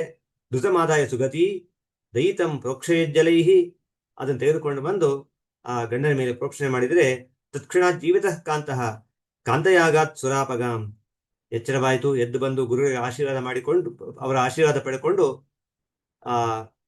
ಏನು ಸಂಕಲ್ಪ ಮಾಡಿದ್ರು ಯಾತ್ರೆ ಮುಗಿಸ್ಕೊಂಡು ಬರ್ತಾರೆ. ಆ ದೇವನದಿ ಗಂಗಾ ತೀರವನ್ನು ಕುರಿತು ಯಾತ್ರೆಗೆ ಹೋಗ್ತಾರೆ. ಗುರು ಪ್ರಸಾದಾತ್ ಕಾಲೇ ಸತೀ ಗರ್ಭಂ ಪಭಾರಹಿ. ನೋಡಿ, ಇದು ಹೋಗಿ ಬರ್ಲಿಕ್ಕೆ ಒಂದು 2-3 ವರ್ಷ ಆಗಿರುತ್ತೆ. ಹೋಗಿ ಬಂದ ಮೇಲೆ ಅವಳ ಗರ್ಭವನ್ನು ಧರಿಸ್ತಾ ಇದ್ದಾಳೆ. ಪ್ರಸೂತಿ ಸಮಯಂ ಜಾನನ್ ದಿವ್ಯಚಕ್ಷು ಸ್ವಶಿಷ್ಯಕೈಹಿ ಸ್ವರ್ಣಪಾತ್ರ ಧೃತಂ ಪೋತಂ ಆನೆಯಾಮಾಸ ಸನ್ನಿಧಿಂ. ಬಹಳ ವೇಗವಾಗಿ ಹೇಳ್ತಾ ಹೋಗ್ತಾರೆ ಶ್ರೀನಿವಾಸ ತೀರ್ಥರು, ತುಂಬಾ ಹೆಚ್ಚು ವಿಸ್ತಾರ ಮಾಡೋದಿಲ್ಲ. ದಿವ್ಯ ದೃಷ್ಟಿಯಿಂದ ಗೊತ್ತಾಯಿತು, ಯಾವ ಕಾಲಕ್ಕೆ ಮಗು ಹುಟ್ಟುತ್ತೆ ಅಂತ ಗೊತ್ತಾಯಿತು. ಪ್ರಭವ ಸಂವತ್ಸರ, ಆ ವೈಶಾಖ ಶುಕ್ಲ ಪಕ್ಷ ಸಪ್ತಮಿಯ ದಿವಸ ಬರ್ತಾ ಇದೆ, ವ್ಯಾಸರಾಜರ ಜನ್ಮದಿನ ಅದು. ಆ ಮಗು ಹುಟ್ಟುತ್ತೆ ಅಂತ ಗೊತ್ತಾಯಿತು. ಪ್ರಹ್ಲಾದನೇ ಅವತಾರ ಮಾಡೋದು ಅಂತ ಗೊತ್ತಾಯಿತು ಅವರಿಗೆ. ಇದಕ್ಕೆ ಮೊದಲು ಹೇಳ್ತಾರೆ, ಬ್ರಹ್ಮಣಿ ತೀರ್ಥರು ಹಿಂದೆ ಬದರಿಗೆ ಹೋಗಿದ್ರಂತೆ. ಬದ್ರಿನಾರಾಯಣ ಸನ್ನಿಧಿಗೆ ಹೋಗಿ ಪ್ರಾರ್ಥನೆ ಮಾಡ್ತಾರೆ, ಒಳ್ಳೆಯ ಶಿಷ್ಯ ಬೇಕು ಅಂತ. ನಾವು ಎಲ್ಲರೂ ಕೂಡ ಹಾಗೆ ಇರಬೇಕು. ಗೃಹಸ್ಥರಾದವರು ದೇವರಲ್ಲಿ, ಗುರುಗಳಲ್ಲಿ ಹೋಗಿ ಸೇವೆ ಮಾಡಿ ಕೇಳ್ಕೊಳ್ಬೇಕು, ಒಳ್ಳೆಯ ಮಕ್ಕಳನ್ನು ಕೊಡಿ ಅಂತ ಹೇಳಿ. ಹಾಗೆ ಅವ್ರು ಕೇಳಿಕೊಂಡಿದ್ದಕ್ಕೆ ಬದ್ರಿ ನಾರಾಯಣ ದೇವರೇ ಸಾಕ್ಷಾತ್ ಅನುಗ್ರಹ ಮಾಡ್ತಾರೆ, ಮುಂದೆ ಪ್ರಾಪ್ತವಾಗುತ್ತೆ ಅಂತ ಹೇಳಿ ಅನುಗ್ರಹ ಮಾಡಿದ್ದಾರೆ. ಅಂತಹ ನಾರಾಯಣ ದೇವರ ಅನುಗ್ರಹವನ್ನು ಪಡೆದಂತಹ ಗುರುಗಳು ಬ್ರಹ್ಮಣಿ ತೀರ್ಥರು. ಆ ಅನುಗ್ರಹದಿಂದ ಹುಟ್ಟಿ ಬಂದಂತಹ ಮಗು ಈ ವ್ಯಾಸರಾಜರು ಅಂತ ತಿಳ್ಕೊಳ್ಬೇಕು. ಆ ಕಾಲಕ್ಕೆ ಶಿಷ್ಯನ ಕಳಿಸಿಕೊಡ್ತಾ ಇದ್ದಾರೆ. ಸ್ವರ್ಣದ ಒಂದು ಪಾತ್ರೆಯನ್ನ ಕಳಿಸಿಕೊಡ್ತೈತೆ ಹರಿವಾಣ, ಅದರಲ್ಲಿ ಜನನ ಮಾಡಿಸಬೇಕು. ಹಾಗೆ ಮಾಡಿಸಿಕೊಂಡು ಶೀಘ್ರವಾಗಿ ಹುಟ್ಟಿದ ಕೂಡಲೇ ಅವರು ಕೂಡ ಎಂಥ ತ್ಯಾಗಿಗಳು ಅಂತಂದ್ರೆ, ಮಾತು ಕೊಟ್ಟಿದ್ದೇವೆ ಆದ್ದರಿಂದ ಆ ಮಗುವನ್ನು ತಾವು ಇಟ್ಕೊಳ್ಳಿಲ್ಲ, ಕಳಿಸಿಕೊಡ್ತಾರೆ. ಶೀಘ್ರ ಕರ್ಕೊಂಡು ಬರ್ತಾರೆ. ಅಬ್ಬೂರಿ ಕರ್ಕೊಂಡು ಬಂದ್ರೆ ಎಂತಹ ಕರುಣೆ ಬ್ರಹ್ಮಣಿ ತೀರ್ಥರದು ಅಂತಂದ್ರೆ, ಸ್ವಪಾಣಿ ಕಮಲೇನಾಲಂ ಬಾಲಂ ಕಣ್ವನದೀಜಲೈಹಿ ಕ್ಷಾಲಯಾಮಾಸ ಯತ್ರಾಸು ಖ್ಯಾತ ಶ್ವೇತಶಿಲಾಹೃದಃ. ತಾವೇ ಆ ಮಗುವನ್ನ, ಆ ಹುಟ್ಟಿದ ಮಗುವನ್ನ ತಾವೇ ತಮ್ಮ ಕೈಯಿಂದ ಆ ಕಣ್ವನದಿ ಜಲದಿಂದ ತೆಗೆದುಕೊಂಡು ಬಂದು ಕ್ಷಾಲನೆ, ಸ್ನಾನ ಮಾಡಿಸಿ ಚೆನ್ನಾಗಿ ಶುದ್ಧರನ್ನಾಗಿ ಮಾಡ್ತಾ ಇದ್ದಾರೆ. ಇದು ದೇವರು ಕೊಟ್ಟಂತಹ ಮಗು, ಆದ್ರಿಂದ ಅವ್ರಿಗೆ ಗೊತ್ತಿತ್ತು. ಹಾಗೆ ಮಾಡಿ ಇವತ್ತು ಅವರೇನು ಆ ಮಗುವನ್ನು ತೊಳೆದ್ರಲ್ಲ, ಶ್ವೇತಶಿಲಾಹೃದ ಅಂತ ಹೇಳಿ ಇವತ್ತಿಗೂ ಪ್ರಸಿದ್ಧಿಯಾಗಿದೆ. ಬಿಳಿಕಲ್ ಮಡು ಅಂತ ಹೇಳಿ. ಸ್ವಲ್ಪ ಅದೆಲ್ಲ ಮುಚ್ಚಿ ಹೋಗಿದೆ. ಕೇಳಿದರೆ ಪ್ರಾಚೀನರು ಹೇಳ್ತಾರೆ, ಇವತ್ತು ಹಿಂದಿನವರು ಹೇಳ್ತಾರೆ, ಹಳೆ ತಲೆಮಾರಿನವ್ರು ಯಾರಿದ್ದಾರೆ ಅಬ್ಬೂರಿಗೆ ಹೋದ್ರೆ ಇವತ್ತಿಗೂ ಹೇಳ್ತಾರೆ ಯಾವ ಜಾಗದಲ್ಲಿ ಇದೆ ಅಂತ ಹೇಳ್ತಾರೆ. ನೋಡ್ಲಿಕ್ಕೆ ಸಾಧ್ಯ ಇಲ್ಲ ಅಂತೂ, ಯಾವ ಜಾಗ ಅಂತ ಜಾಗ ನೋಡ್ಬೋದು. ಆ ಬಿಳಿಕಲ್ ಮಡು ಕಾಣಿಸೋದಿಲ್ಲ, ಆ ಬಿಳಿ ಕಲ್ಲು ಕಾಣಿಸೋದಿಲ್ಲ, ಅಂತೂ ಆ ಜಾಗ ಯಾವುದು ಅಂತ ಹೇಳ್ತಾರೆ. ಅದು ಆ ಜಾಗ ಇವತ್ತಿಗೂ ನೋಡುವಂತಹ ಜಾಗ. ಇದೆಲ್ಲ ನಾವು ಒಂದು ದೊಡ್ಡ ಫಲಕ ಹಾಕಿ ಇಟ್ಟು ಬರಬೇಕು. ಯಾಕೆ ಅಂತಂದ್ರೆ ಮುಂದಿನ ಇವತ್ತು ಅಬ್ಬೂರಿಗೆ ಹೋಗ್ತಾರೆ, ಸುಮ್ಮನೆ ದರ್ಶನ ಮಾಡಿ ಬಂದ್ಬಿಡ್ತಾರೆ. ಪುರುಷೋತ್ತಮ ತೀರ್ಥ ಗುಹೆಗೆ ಹೋಗ್ತಾರೆ, ಸುಮ್ಮನೆ ಬಂದ್ಬಿಡ್ತಾರೆ. ಅದರ ಮಹಿಮೆ ಗೊತ್ತಿರೋದಿಲ್ಲ. ಅದೆಲ್ಲ ನೋಡ್ಬೇಕು, ಅದನ್ನೆಲ್ಲ ಹೋಗಿ ನೋಡ್ಬೇಕು. ಆ ಮುಂದೆ ಮಗು ಹುಟ್ಟಿದಾಗ ನೋಡಿ, ಪ್ರಹ್ಲಾದನಾಯ ಮಧ್ವಾನಾಂ ಪ್ರಹ್ಲಾದೋಯಂ ಧರಾಂಗತಃ ಇತ್ಯಾಹ್ಲಾದ ಚಿತ್ತೋಯಂ ರರಕ್ಷ ಗಿರಿಗಹ್ವರೆ. ಒಳ್ಳೆಯ ಪ್ರಾಸಬದ್ಧವಾದ ಶ್ಲೋಕದಿಂದ ಹೇಳ್ತಾ ಇದ್ದಾರೆ. ಪ್ರಹ್ಲಾದನಾಯ ಮಧ್ವಾನಾಂ ಪ್ರಹ್ಲಾದೋಯಂ ಧರಾಂಗತಃ. ಸಜ್ಜನರಿಗೆ ಪ್ರಹ್ಲಾದ ಅಂದ್ರೆ ಒಳ್ಳೆ ಆನಂದ, ಸಂತೋಷಭರಿತರನ್ನಾಗಿ ಮಾಡುವಂತಹದ್ದೇ ಆ ಒಂದು ಅವರ ಗುಣವಾದ್ದರಿಂದ, ಆ ಪ್ರಹ್ಲಾದನ ಗುಣ ಆದ್ದರಿಂದ ಈ ಪ್ರಹ್ಲಾದನೇ ಈ ಧರೆಯಲ್ಲಿ ಅವತಾರ ಮಾಡಿದ್ದಾನೆ ಅಂತ ತಿಳ್ಕೊಂಡು ಆಹ್ಲಾದದಿಂದಾಗಿ ಗುರುಗಳು ಅಲ್ಲಿ ರಕ್ಷಣೆ ಮಾಡ್ತಾ ಇದ್ದಾರೆ. ಪುರಂದರದಾಸ ಒಂದು ಚರಿತ್ರೆಯಲ್ಲಿ ಹಾಡಿನಲ್ಲಿ ಬರುತ್ತೆ, ಏನ್ ಹೆಸರಿಟ್ರು ಅಂತ ಹೇಳಿ. ವ್ಯಾಸ ಅಂತಲೇ ಹೆಸರಿಟ್ರಂತೆ. ಇನ್ನೊಂದು ಹೆಸರು ಯತಿರಾಜ ಅಂತಿದೆ, ಅದು ಸಾಮಾನ್ಯವಾಗಿ ಪ್ರಸಿದ್ಧಿ ಇರುವಂತಹದ್ದು. ಆ ಕಾಲಕ್ಕೆ ಪುರಂದರದಾಸರು ಹೇಳಿದೆ ವ್ಯಾಸ ಅಂತಲೇ ಹೆಸರಿಟ್ರಂತೆ. ಇದೊಂದು ವಿಶೇಷ. ನಮ್ಮಲ್ಲಿ ಅನೇಕರಿಗೆ ಪೂರ್ವಾಶ್ರಮದ ಹೆಸರು ಅದೇನೆ, ಮತ್ತೆ ಆಶ್ರಮ ನಂತರದ ಹೆಸರು ಅದೇನೆ. ಶ್ರೀಪಾದರಾಜರಿಗೆ ಮೊದಲಿಗೆ ಹೆಸರು ಲಕ್ಷ್ಮೀನಾರಾಯಣ, ನಂತರ ಅವರ ಹೆಸರು ಲಕ್ಷ್ಮೀನಾರಾಯಣ ತೀರ್ಥ ಅಷ್ಟೇ, ಹೆಚ್ಚು ಬದಲಿಲ್ಲ. ಹಾಗೆ ವ್ಯಾಸರಾಜರಿಗೆ ವ್ಯಾಸ ಅಂತಲೇ ಮೊದಲು ಹೆಸರಾಯಿತು, ನಂತರ ವ್ಯಾಸರಾಜರು ಅಂತ ಆದ್ರಷ್ಟೇ, ವ್ಯಾಸ ತೀರ್ಥರು ಅಂತ ಆದ್ರು. ಅದಕ್ಕೆ ಏನ್ ಹೇಳುತ್ತೆ ಅಂತಂದ್ರೆ, ಅವರು ಮೊದಲು ಅಷ್ಟೇ ವಿರಕ್ತರು, ಆಮೇಲೂ ಅಷ್ಟೇ ವಿರಕ್ತರು, ಏನು ವ್ಯತ್ಯಾಸ ಇಲ್ಲ. ವೈರಾಗ್ಯದಲ್ಲಿ ಏನು ವ್ಯತ್ಯಾಸ ಇಲ್ಲ ಅಂತ ಅರ್ಥ. ಹಾಗಾಗಿ ಪೂರ್ವಾಶ್ರಮದಲ್ಲಿ ಮತ್ತು ಆಶ್ರಮ ನಂತರದಲ್ಲಿ ಯಾವುದೇ ವ್ಯತ್ಯಾಸವಿಲ್ಲದಂತಹ ಮಹಾನುಭಾವರು. ಅಷ್ಟೇ ವೈರಾಗ್ಯ, ಅಷ್ಟೇ ಆ ಸನ್ಯಾಸದ ಆ ಗುಣ ಎಲ್ಲ ಬೆಳೆಸಿಕೊಂಡಂತಹ ಮಹಾನುಭಾವರು. ಪಂಚಮೇಬ್ದೆ ತತ್ರ ವಿಪ್ರೈ ಉಪನೀತಂಚ ಸಪ್ತಮೇ. ಎಂತಹ ವಿಚಿತ್ರ ಸನ್ನಿವೇಶ ನೋಡಿ. ಇವತ್ತು ಎಷ್ಟೋ ವಯಸ್ಸಾದ್ರೂ ಕೂಡ ಉಪನಯನ ಮಾಡೋದೇ ಇಲ್ಲ. ಆದರೆ 5ನೇ ವರ್ಷಕ್ಕೇನೆ ಆ ಮಗುವಿಗೆ ಉಪನಯನ ಮಾಡ್ತಾ ಇದ್ದಾರೆ. ಆಮೇಲೆ ಸಪ್ತಮೆ 7ನೇ ವಯಸ್ಸಿಗೇನೆ ಸನ್ಯಾಸ ಭಾಗಿನಂ, ಸನ್ಯಾಸಿಗೆ ಸನ್ಯಾಸವನ್ನು ಕೊಡ್ತಾ ಇದ್ದಾರೆ. ತೋಷಾತ್ ವ್ಯಾಸನಾಮಾನಂ ಆತನೋತ್, ವ್ಯಾಸ ಅಂತ ಹೇಳಿ ಮತ್ತೆ ಹೆಸರನ್ನು ಇಡ್ತಾ ಇದ್ದಾರೆ. ವ್ಯಾಸತೀರ್ಥ ಅಂತ ಆದರೂ ತಂ ವ್ಯಾಸತೀರ್ಥಂ ವಿದ್ಯಾರ್ಥಂ ಸ್ವಮಾತುರ್ ಭಗಿನಿ ಸುತಂ. ಅಂದರೆ ಉಪನಯನವಾಗಿ 2 ವರ್ಷ ತಾವು ಪಾಠ ಹೇಳಿದ್ದಾರೆ. ಪಾಠ ಹೇಳಿ ಚೆನ್ನಾಗಿ ಎಲ್ಲ ಶಾಸ್ತ್ರದಲ್ಲೂ ನಿಷ್ಣಾತರನ್ನಾಗಿ ಮಾಡಿಸಿ ಇನ್ನೂ ಹೆಚ್ಚಿನ ಒಂದು ವಿದ್ಯೆಗೋಸ್ಕರವಾಗಿ ಸ್ವಮಾತುರ್ ಭಗಿನಿ ಸುತಂ, ಬ್ರಹ್ಮಣ್ಯ ತೀರ್ಥರ ಪೂರ್ವಾಶ್ರಮದ ತಮ್ಮ ತಾಯಿ ಏನಿದ್ದಾರೆ ಅವರ ಸಹೋದರಿ, ಅವರ ಮಗ ಅಂದ್ರೆ ಚಿಕ್ಕಮ್ಮನ ಮಗ, ಒಂದು ರೀತಿಯಲ್ಲಿ ತಮ್ಮ ಆಗಬೇಕು ಶ್ರೀಪಾದರಾಜರು ಪೂರ್ವಾಶ್ರಮದಲ್ಲಿ ಅವರ ಬಳಿ ಕಳಿಸಿಕೊಡ್ತಾ ಇದ್ದಾರೆ. ಶ್ರೀಪಾದರಾಜ ನಾಮಾನಂ ಪ್ರಾಪಯತ್ ಗುರುಪುಂಗವ, ಅಲ್ಲಿ ಕಳಿಸಿಕೊಟ್ಟು ಅಲ್ಲಿ ವಿದ್ಯಾಭ್ಯಾಸ ಆಗಬೇಕು ಅಂತ ಹೇಳಿ ಕಳಿಸಿಕೊಡ್ತಾರೆ. ಇದು ಕೂಡ ಒಂದು ವಿದ್ಯಾ ಸಂಬಂಧ ಗಾಢವಾಗಿರುವಂತಹದ್ದು. ವ್ಯಾಸರಾಜ ಮಠಕ್ಕೂ ಶ್ರೀಪಾದರಾಜ ಮಠಕ್ಕೂ ಹೀಗೆ ಗಾಢವಾಗಿರುವಂತಹ ವಿದ್ಯಾ ಸಂಬಂಧ ಇದೆ. ಅಂದರೆ ಮೊದಲೇ ಮೇಧಾವಿಯಾದಂತಹ ಆ ವ್ಯಾಸರಾಜರಿಗೆ ಪಾಠ ಹೇಳಬೇಕು ಅಂತಂದ್ರೆ ಆ ಶ್ರೀಪಾದರಾಜರ ಒಂದು ಜ್ಞಾನ ಎಷ್ಟು ದೊಡ್ಡದು ಅಂತ ಗೊತ್ತಾಗತ್ತೆ. ಇಲ್ಲಿ ಮುಂದೆ ಅಬ್ಬೂರು ಕ್ಷೇತ್ರ ವಾಸು ಭೂಮು ಲೀನತನಂ ಹರಿಂ, ಇಲ್ಲಿ ಏನೇನಾಯ್ತು ಅಂತ ಹೇಳ್ತಾರೆ. ಅವರು ವಿದ್ಯಾಭ್ಯಾಸಕ್ಕೆ ಅಲ್ಲಿ ಹೋಗಿದ್ದಾರೆ. ಅನೇಕ ಪವಾಡಗಳಾಗ್ತಾ ಇದೆ. ವಿಠಲಂ ಲಬ್ಧವಾನ್ ಸ್ವಪ್ನೆ ವಿಪ್ರಾತ್ಮ ಹರಿಚೋದಿತ. ಒಮ್ಮೆ ಬ್ರಹ್ಮಣ್ಯ ತೀರ್ಥರಿಗೆ ಸ್ವಪ್ನದಲ್ಲಿ ಬಂದು ಬ್ರಾಹ್ಮಣ ರೂಪದಲ್ಲಿ ವಿಠಲ ದೇವರ ದರ್ಶನ ಕೊಡ್ತಾ ಇದ್ದಾರೆ. ಇಲ್ಲೇ ಪಕ್ಕದ ಬೆಟ್ಟದಲ್ಲಿ ನಾನಿದ್ದೇನೆ ಅಂತ ಹೇಳಿ ಯಾವ ಜಾಗ ಹೇಳಿದ್ರಲ್ಲ ಆ ಜಾಗಕ್ಕೆ ಹೋಗ್ತಾರೆ. ಅದನ್ನ ಬಂದು ಆ ವಿಠಲ ದೇವರನ್ನ ತಗೊಂಡು ಬರ್ತಾರೆ. ಇವತ್ತಿಗೂ ಸಂಸ್ಥಾನದಲ್ಲಿ ನೋಡ್ಬೋದು ವಿಠಲ ದೇವರನ್ನ. ಬ್ರಹ್ಮಣ್ಯ ತೀರ್ಥರಿಗೆ ಲಬ್ಧವಾದಂತಹ ವಿಠಲ ದೇವರು ಅಂತ ವ್ಯಾಸರಾಜ ಮಠದಲ್ಲಿ ಪೂಜಿತವಾಗಿರ್ತಾ ಇರುವಂತಹ ವಿಠಲ ದೇವರು. ವ್ಯಾಸರಾಜೇನ ವಿದ್ಯಾಯಾಂ ವ್ಯಾಸೋಪಮ ಧಿಯಾ ಯುತಃ ಸಂಚರನ್ ನಂಚನೀಯೋಯಂ ಅಂಚಯಂತಂ ಚ ವಿಠಲಂ. ಎಷ್ಟು ಪ್ರಾಸಬದ್ಧವಾಗಿ ಹೇಳ್ತಾರೆ ಅಂತಂದ್ರೆ, ಒಂದು ಕಡೆಗೆ ಒಳ್ಳೆ ವಿಸ್ತಾರವಾದ ಬುದ್ಧಿ, ವ್ಯಾಸೋಪಮ ಧಿಯ, ವಿಸ್ತಾರವಾದ ಬುದ್ಧಿ ಒಂದು ಕಡೆಗೆ, ಅಥವಾ ವೇದವ್ಯಾಸರಂತೆ ಇದು ನೀಚೋಪಮ ಅಂತ ಇಟ್ಕೊಳ್ಬೇಕು. ಹಾಗೆ ಒಳ್ಳೆಯ ಬುದ್ಧಿಯನ್ನು ಇಟ್ಟುಕೊಂಡಂತಹ, ಜ್ಞಾನವನ್ನು ಇಟ್ಟುಕೊಂಡಂತಹ ಬ್ರಹ್ಮಣ್ಯ ತೀರ್ಥರು ಎಲ್ಲ ಕಡೆ ಸಂಚಾರ ಮಾಡ್ತಾ ಇದ್ದಾರೆ. ಸನ್ಯಾಸಿಗಳಿಗೆ ಸಂಚಾರ ಅಂತ ಅನ್ನೋದು ಅದು ವ್ರತ, ಯಾವ ಕಾಲಕ್ಕೂ ಮಾಡ್ತಾ ಇರಬೇಕು. ಚಾತುರ್ಮಾಸ್ಯ ಕಾಲ ಬಿಟ್ಟು ಎಲ್ಲ ಕಡೆ ಕೂಡ ಸಂಚರನ್ ಅಂಚನೀಯ, ಪೂಜಿತರಾಗಿ ಎಲ್ಲ ಕಡೆ ಪೂಜಿತರಾಗ್ತಾ ಇದ್ದಾರೆ. ಅಂಚಯಂತಂ ಚ ವಿಠಲಂ, ಆ ವಿಠಲನ್ನ ಅಂಚಯನ್ ಪೂಜಿಸ್ತಾ ಸಂಚಾರ ಮಾಡ್ತಾ ಇದ್ದಾರೆ. ಗಾಹಂ ಗಾಹಂ ತೀರ್ಥಸಾರ್ಥಂ ದರ್ಶಂ ದರ್ಶಮಜಂ ಭಜನ್ ಜೇಯಂ ಜೇಯಂ ವಾದಿವಾದಂ ಧ್ಯೇಯಂ ಧ್ಯಾಯನ್ ನಮನ್ ಮುನಿಹಿ. ನೋಡಿ, ಎಲ್ಲ ಕಡೆ ತೀರ್ಥಗಳಲ್ಲಿ, ಸರೋವರಗಳಲ್ಲಿ, ನದಿಗಳಲ್ಲಿ ಸ್ನಾನ ಮಾಡ್ತಾ ಇದ್ದಾರೆ. ಎಲ್ಲ ಕೂಡ ಏನು ಭಗವಂತನ ಭಜನೆ ಮಾಡ್ತಾ ಇದ್ದಾರೆ. ಎಲ್ಲ ಕಂಡಲ್ಲಿ ವಿಶ್ವರೂಪ ಕಾಂಬರು ಅಂತ ರೀತಿ ಕಂಡಲ್ಲಿ ದೇವರ ಧ್ಯಾನ ಮಾಡ್ತಾ ಭಜನೆ ಮಾಡ್ತಾ ಇದ್ದಾರೆ. ಎಲ್ಲ ವಾದಿಗಳನ್ನ ಗೆಲ್ತಾ ಬರ್ತಾ ಇದ್ದಾರೆ.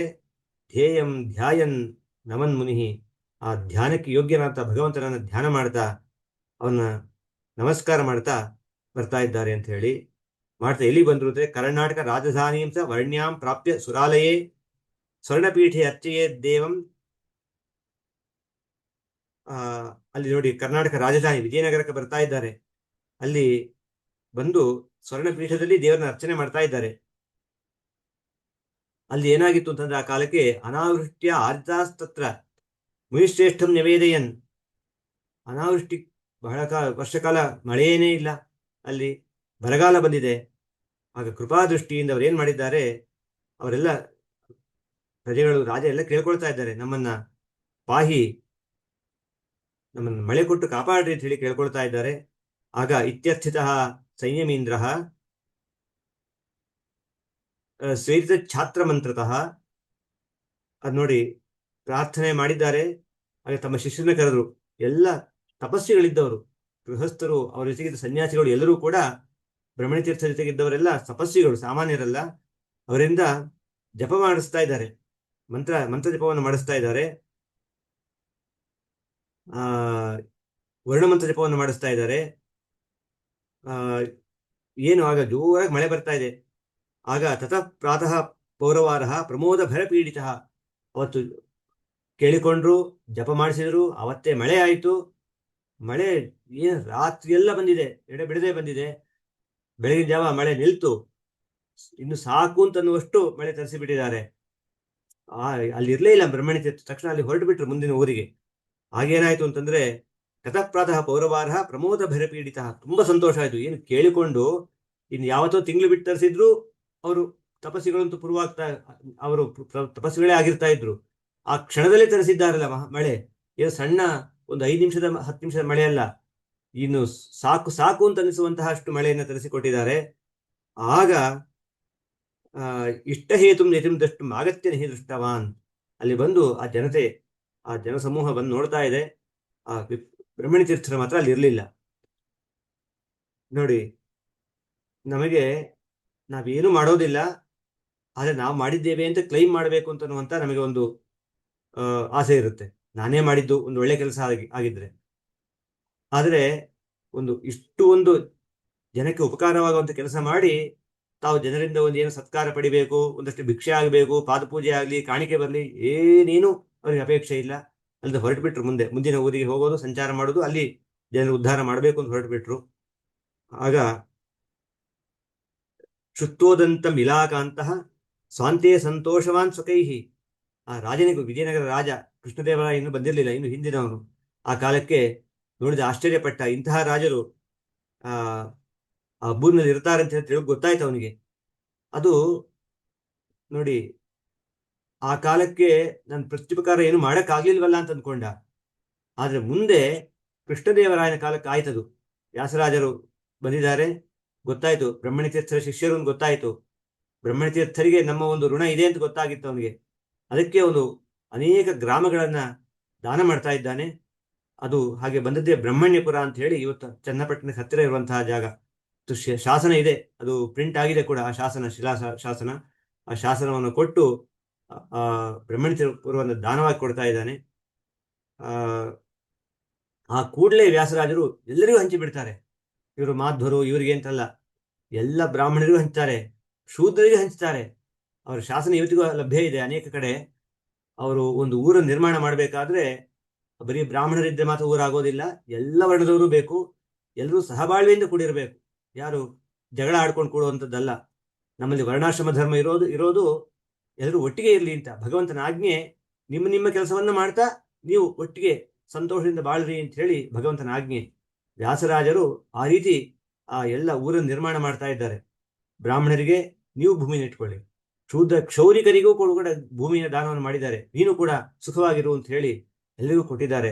ಅದು ಒಂದು, ನಿಮ್ಮ ಆಚರಣೆ ಮಾಡಿ. ಬ್ರಾಹ್ಮಣರು ವೇದಾಧ್ಯಯನ ಇದನ್ನ ಮಾಡಿ, ಬೇರೆ ತಮ್ಮ ಯೋಗ್ಯವಾದ ಜ್ಞಾನ ಪಡಿಲೇಬೇಕು. ಮಧ್ವಾಚಾರ್ಯ ಮಾತನ್ನು ಹೇಳ್ತಾರೆ, ಪ್ರತಿಯೊಬ್ಬರಿಗೂ ಕೂಡ ಶ್ರವಣಕ್ಕೆ ಅಧಿಕಾರ ಇದೆ. ಭಗವಂತನ ಮಹಿಮೆಯನ್ನು ಕೇಳಲೇಬೇಕು. ಅದಕ್ಕೆ ಅವಕಾಶವನ್ನು ಯಾರು ಮಾಡಿಕೊಡ್ಬೇಕು? ಅಲ್ಲಿರುವಂತಹ ಬ್ರಾಹ್ಮಣರು ಮಾಡಿಕೊಡ್ಬೇಕು.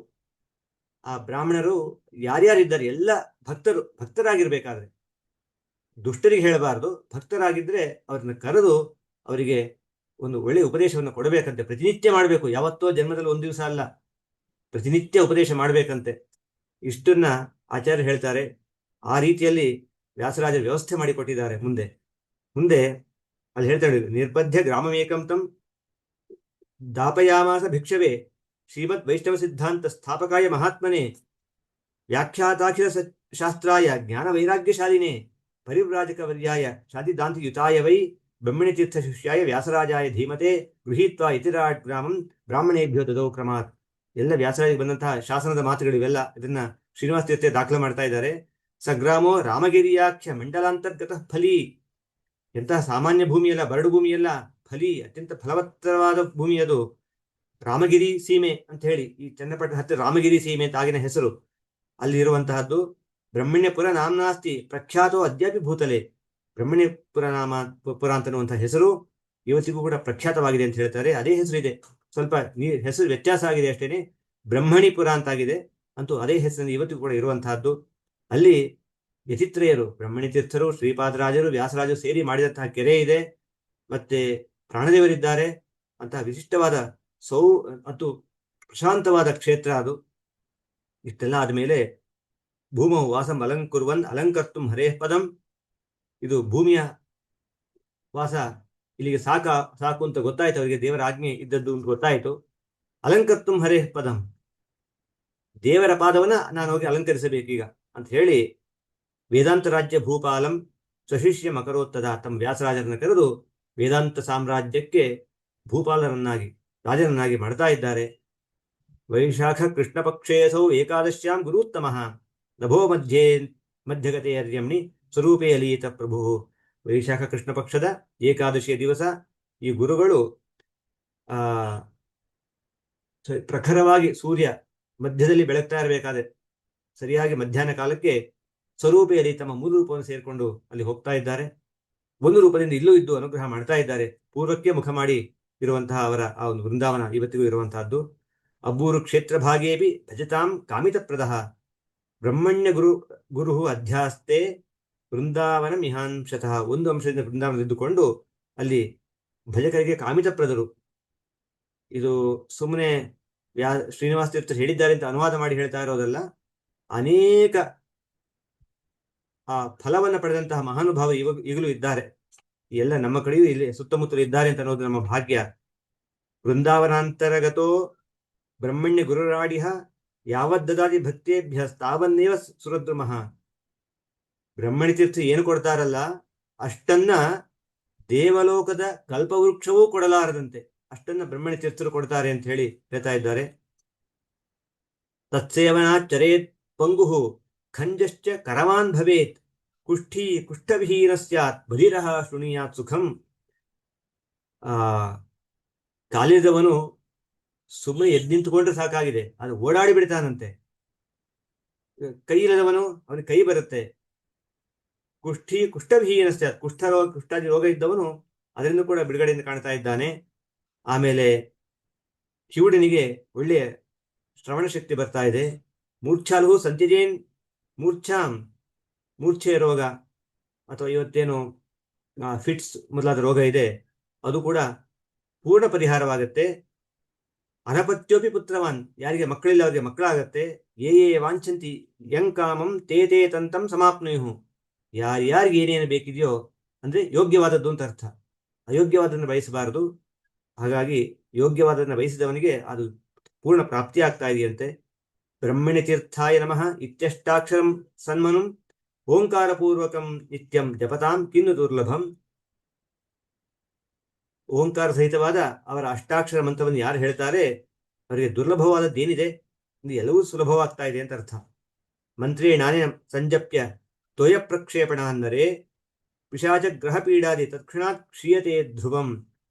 ಈ ಅವರ ಅಷ್ಟಾಕ್ಷರ ಮಂತ್ರವನ್ನು ಜಪ ಮಾಡಿ ಅಭಿಮಂತ್ರಣ ಮಾಡಿದ ಜಲವನ್ನೇನಾದರೂ ಒಬ್ಬ ಮನುಷ್ಯ ಅವನಿಗೆ ಪಿಶಾಚಿಯೇ ಒಳಗೆ ಹೊಕ್ಕೊಂಡಿದ್ರು ಕೂಡ ಪ್ರೋಕ್ಷಣೆ ಮಾಡಿದ್ರೆ ಪಿಶಾಚ ಬಾಧೆ ನಿವೃತ್ತಿ ಆಗತ್ತೆ. ಪಿಶಾಚಿಗೂ ಪಿಶಾಚ ಜನ್ಮ ನಿವೃತ್ತಿ ಆಗತ್ತೆ ಅಂತ ಅನ್ಕೊಳ್ಬೇಕು. ಮುಂದೆ ಹೇಳ್ತಾರೆ, ಯಃ ಪುನರ್ ಗುರುವರ್ಯಂ ತಂ ಕ್ಷೀರಾಬ್ಜ ದಧಿಪೂರ್ವಕೈ ಸ್ನಾಪಯೇತ್ ವಿಷ್ಣು ನೈವೇದ್ಯೈ ಅಚ್ಚಿಯೇ ಲಭತೆ ಅಖಿಲಂ. ಯಾರು ಗುರುಗಳಿಗೆ ಕ್ಷೀರ ಆಜ್ಯ ದಧಿಪೂರ್ವಕೈ ಸ್ನಾಪಯೇತ್ ಅಂದ್ರೆ ಪಂಚಾಮೃತ ಅಭಿಷೇಕವನ್ನು ಮಾಡಿಸ್ತಾರೋ ಮತ್ತೆ ವಿಷ್ಣು ನೈವೇದ್ಯವನ್ನ ಹಸ್ತೋದಕವನ್ನು ಯಾರು ಸಮರ್ಪಣೆ ಮಾಡ್ತಾರೋ ಅವರಿಗೆ ಎಲ್ಲವೂ ಪ್ರಾಪ್ತವಾಗ್ತಾ ಇದೆ ಅಂತ. ನಮ್ಮಲ್ಲಿ ಕೆಲವರಿಗೊಂದು ಪ್ರಶ್ನೆ ಇದೆ, ದೇವರಿಗೆ ಪಂಚಾಮೃತ ಅಭಿಷೇಕ ಸರಿ, ವಾಯುದೇವರಿಗೆ ಸರಿ, ಯತಿಗಳಿಗೆ ಮಾಡಬಹುದಾ ಅಂತ ಹೇಳಿ. ಸ್ಪಷ್ಟವಾಗಿ ಇಲ್ಲಿ ಮಾತು ಬಂದಿದೆ, ಯತಿಗಳಿಗೆ ಪಂಚಾಮೃತ ಅಭಿಷೇಕವನ್ನು ಮಾಡಬಹುದು ಅಲ್ಲ, ಮಾಡಬೇಕು. ವಿಶೇಷ ಅನುಗ್ರಹ ಪ್ರಾಪ್ತಿಗೋಸ್ಕರ ಮಾಡಬೇಕು ಅಂತ ಹೇಳಿದ್ದಾರೆ. ಯತಿಗಳು ಅಂತ ಯತಿಗಳಿಗೆ ಮಾಡೋದಲ್ಲ. ಯತಿಗಳು ಯಾರನ್ನು ಹೊತ್ತುಕೊಂಡಿದ್ದಾರೆ ತಮ್ಮ ಮೇಲೆ? ಅಲ್ಲಿ ಅನೇಕ ಸಾಲಿಗ್ರಾಮಗಳು, ಭಗವನ್ ಮೂರ್ತಿ ಸನ್ನಿಧಾನ, ಅವರ ಹೃದಯದಲ್ಲಿ ಸದಾ ಜಪ ಮಾಡ್ತಾ ಇರ್ತಾರೆ. ಅಂತಹ ಭಗವಂತನಿಗೆ, ಅಲ್ಲಿರುವಂತಹ ಭಗವಂತನಿಗೆ ಅದು ಅಭಿಷೇಕ ಹೊರತು ಬೇರೆ ಏನಲ್ಲ. ಹಾಗಾಗಿ ವೃಂದಾವನಕ್ಕೆ ಮಾಡಬೇಕು. ದೀಪಾಲಿಂ ಸ್ಥಾಪಯನ್ನಗ್ರೆ ಸಹರೋ ದೃಢಭಕ್ತಿಮಾನ್ ಹರಿಪ್ರಸಾದ ಪಾತ್ರಂ ಸ್ಯಾತ್ ಸಾಕ್ಷಾತ್ ನಹರಿ ಪರಹ. ಯಾರು ದೀಪವನ್ನ ಬೆಳಗ್ತಾರೆ ವೃಂದಾವನದ ಮುಂದೆ, ದೇವರಲ್ಲಿ ಭಕ್ತಿಯನ್ನು ಇಟ್ಟುಕೊಂಡು ಆ ದೀಪವನ್ನು ಹಚ್ಚಿದ್ದೆ ಆದರೆ ಹರಿಪ್ರಸಾದ ಪಾತ್ರಂ ಸ್ಯಾತ್, ಹರಿಪ್ರಸಾದಕ್ಕೆ ಪಾತ್ರರಾಗ್ತಾ ಇದ್ದಾರೆ. ದೀಪ ಅಂತ ಅನ್ನೋದು ಜ್ಞಾನದ ಸಂಕೇತ. ಹಾಗೆ ದೀಪ ಸಂಯೋಜನೆಯನ್ನು ಯಾರು ಮಾಡ್ತಾರೆ ಬೃಂದಾವನದ ಮುಂದೆ, ಅದು ಒಳ್ಳೆಯ ಜ್ಞಾನ ಬರ್ತಾ ಇದೆ. ಹೇಗೆ ಸೇವೆ ಹೇಗೆ ಮಾಡಬೇಕು ಅಂತ ಅದು ಹೇಳ್ತಾರೆ. ಅಲ್ಲಿ ಹೇಳ್ತಾರೆ, ಬೆಳಿಗ್ಗೆ ಹೊತ್ತು ಆ ಪ್ರತ್ಯೂಷದಲ್ಲಿ ಸೇವಕ ಸ್ನಾಯಾತ್ ಜಪೇತ್ ತನ್ಮಂತ್ರಮುತ್ತಮಂ. ಬೆಳಿಗ್ಗೆ ಸ್ನಾನ ಮಾಡಬೇಕು, ಸಕಾಲದಲ್ಲಿ ಅಂತ ಅರ್ಥ. ಸೂರ್ಯ ಹುಟ್ಟೋದಕ್ಕಿಂತ ಮೊದಲು ನಕ್ಷತ್ರ ಇರುವಾಗಲೇ ಸ್ನಾನ ಮಾಡಬೇಕು. ಅವರ ಮಂತ್ರವನ್ನು ಎಲ್ಲ ತಮ್ಮ ಸಂಧ್ಯಾದಿ ಕಾರ್ಯವನ್ನು ಪೂರೈಸಿಕೊಂಡು ಮಂತ್ರಮುತ್ತಮಂ ಜಪೇತ್, ಅವರ ಮಂತ್ರವನ್ನ ಉತ್ತಮವಾದ ಮಂತ್ರವನ್ನು ಜಪ ಮಾಡಬೇಕು. ಪ್ರದಕ್ಷಿಣ ನಮಸ್ಕಾರಾನ್ ಕುರ್ಯಾತ್ ತಚ್ಚರಿತಂ ಪಠೇತ್, ಪ್ರದಕ್ಷಿಣ ನಮಸ್ಕಾರವನ್ನು ಯಥಾಶಕ್ತಿ ಮಾಡಬೇಕು. ಅವರ ಚರಿತ್ರೆಯನ್ನ ಪಠನೆ ಮಾಡಬೇಕು. ಈ ಚರಿತ್ರೆ ಏನಿದೆ ಇದು ಮತ್ತು ಅವರಿಗೆ ಸಂಬಂಧಪಟ್ಟ ಎಲ್ಲ ಶ್ಲೋಕಗಳು, ಸ್ತೋತ್ರಗಳು, ಇಡಿಯಾದ ಬಿಡಿಯಾದ ಸ್ತುತಿಗಳು ಎಲ್ಲವನ್ನು ಕೂಡ ಪಠನೆ ಮಾಡಬೇಕು. ಮಧ್ಯಾಹ್ನಪಿ ಪುನಃ ಸ್ನಾಯಾತ್, ಮಧ್ಯಾಹ್ನಕ್ಕೆ ಕೂಡ ಮತ್ತೆ ಅಲ್ಲಿ ಪ್ರಸಾದ ಸ್ವೀಕಾರಕ್ಕಿಂತ ಮೊದಲು ಸ್ನಾನ ಮಾಡಬೇಕು. ಭುಂಜೀತ ಅರ್ಪಿತಮೇವ ಸಹ, ಅವರಿಗೆ ಅರ್ಪಣೆ ಮಾಡಿದಂತಹದ್ದೇನಿದೆ ಅದನ್ನ ಸ್ವೀಕಾರ ಮಾಡಬೇಕು. ಪುನರ್ನಮೇತ್ ಭಜೇತ್ ಧ್ಯಾಯನ್ ದಿಶಿ ಸ್ನಾಯಾತ್ ಗುರುಂ ಭಜೇತ್. ಪುನರ್ನಮೇತ್, ಮತ್ತೆ ಮಧ್ಯಾಹ್ನ ಪ್ರಸಾದ ಸ್ವೀಕಾರವಾದ ಮೇಲೂ ಕೂಡ ಮತ್ತೆ ಅವರ ಸೇವೆಯನ್ನು ಮಾಡಬೇಕು. ಮತ್ತೆ ಸಂಜೆಯೂ ಕೂಡ ಸ್ನಾನ ಮಾಡಿ ಸೇವೆ ಮಾಡಬೇಕು ಅಂತ ಹೇಳ್ತಾರೆ. ಏವಂ ಕ್ರಮೇಣ ರೋಗಾತ್ತಃ ಪರಂ ಭಕ್ತ್ಯಾ ನಿಷೇವತೆ ಅಚಿರಾಲ್ ಲಭತೆ ಕಾಮಂ ಗುರು ಕಾರುಣ್ಯ ಸಾಧಿತಂ. ಗುರುಗಳ ಕಾರುಣ್ಯದಿಂದ ಸಾಧಿತವಾದಂತಹ ಆ ಫಲವನ್ನ ಎಲ್ಲ ರೋಗದಿಂದ ಪೀಡಿತರಾದವರೇ ಆಗಲಿ ಯಾರೇ ಆಗಲಿ ಪಡಿತಾ ಇದ್ದಾರೆ. ಇತಿ ಬ್ರಹ್ಮಣಿ ತೀರ್ಥಾನಾಂ ಚರಿತ್ರ ಮಣಿಮಾಲಿಕಾ ಕಥಿತಾ ಶ್ರೀನಿವಾಸೇನ ಹರಿ ಪಾದಾಂಬುಜೇತ್ಪಿತ. ಒಳ್ಳೆ ಹೆಸರಿನಿಟ್ಟಿದ್ದಾರೆ ಈ ಬ್ರಹ್ಮಣ್ಯ ತೀರ್ಥ ವಿಜಯಕ್ಕೆ. ಬ್ರಹ್ಮಣ್ಯ ತೀರ್ಥ ಚರಿತ್ರ ಮಣಿಮಾಲಿಕಾ, ಬ್ರಹ್ಮಣ್ಯ ತೀರ್ಥ ಚರಿತ್ರ ಮಣಿಮಾಲಿಕಾ ಅಂತ ಹೇಳಿ ಹೆಸರನ್ನಿಟ್ಟಿದ್ದಾರೆ. ಇದು ಶ್ರೀನಿವಾಸ ದೇವರಿಗೆ ಈ ಮಣಿಯ ಮಾಲೆ ಪೋಣಿಸಲ್ಪಟ್ಟಿದ್ದು ಯಾರಿಂದ? ಶ್ರೀನಿವಾಸ ತೀರ್ಥರಿಂದ ಅಂತ ಆ ಹರಿಪಾದಕ್ಕೆ ಸಮರ್ಪಣೆ ಮಾಡ್ತಾ ಇದ್ದೇವೆ ಅಂತ ಹೇಳಿ ಹೇಳ್ತಾ ಇದ್ದಾರೆ. ಇಂತಹ ಬ್ರಹ್ಮಣ್ಯ ತೀರ್ಥರ ಬಗ್ಗೆ ವ್ಯಾಸರಾಜರು ಕೂಡ ವಿಶೇಷವಾದ ಸ್ತೋತ್ರ ಮಾಡಿದ್ದಾರೆ. ಒಂದು ಅಷ್ಟಕವನ್ನು ಕೂಡ ಈ ಶ್ರೀನಿವಾಸ ತೀರ್ಥರು ಮಾಡಿದ್ದಾರೆ. ಅದು ಮುಂದೊಮ್ಮೆ ನೋಡೋಣ. ಅದು ಮುಖ್ಯವಾಗಿ ವ್ಯಾಸರಾಜರ ಒಂದು ಸ್ತೋತ್ರ. ಅದರಲ್ಲಿ ಅವರು ತಾತ್ಪರ್ಯಚಂದ್ರಿಕಾದ ಒಂದು ಶ್ಲೋಕ ಮಾಡಿದ್ದಾರೆ. ಕಂಸಧ್ವಂಸಿ ಪದಾಂಭೋಜ ಸಂಸಕ್ತೋ ಹಂಸಪುಂಗವ ಬ್ರಹ್ಮಣ್ಯ ಗುರುರಾಜಾಖ್ಯೋ ವರ್ತತಾಂ ಮಮ ಮಾನಸೆ. ಬ್ರಹ್ಮಣ್ಯ ತೀರ್ಥ ಗುರುರಾಜರು ನನ್ನ ಈ ಮನಸ್ಸಿನಲ್ಲಿ ಯಾವಾಗಲೂ ನಿಲ್ಲಿಸಲಿ.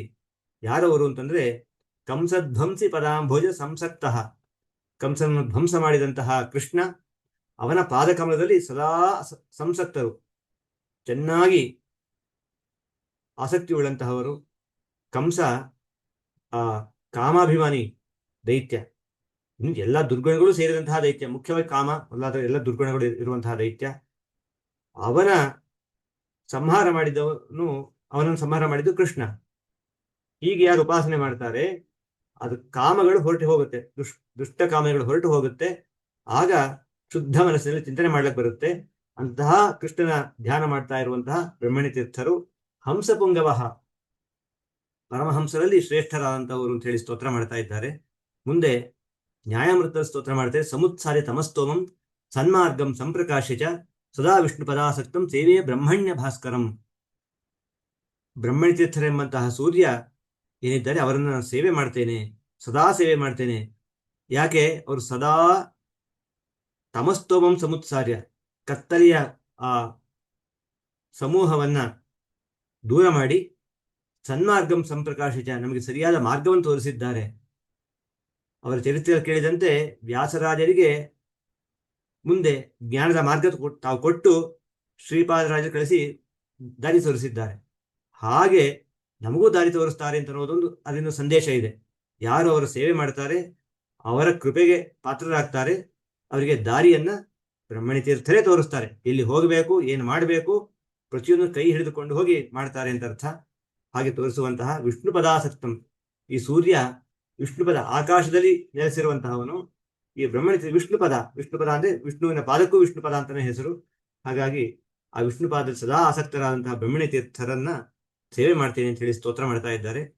ಸಂಕ್ಷಿಪ್ತವಾಗಿ ನೋಡೋದಾದ್ರೆ ಆ ಪಂಚರತ್ನ ಮಾಲಿಕಾ ಸ್ತೋತ್ರ ಅಂತನ್ನುವಂತಹದ್ದು. ಶ್ರೀಪಾದರಾಜರ ಮೇಲೂ ಕೂಡ ಇದೇ ಒಂದು ಸ್ತೋತ್ರವನ್ನ, ಇಂತಹದ್ದೇ ಸ್ತೋತ್ರವನ್ನು ರಚನೆ ಮಾಡಿದ್ದಾರೆ ವ್ಯಾಸರಾಜರು.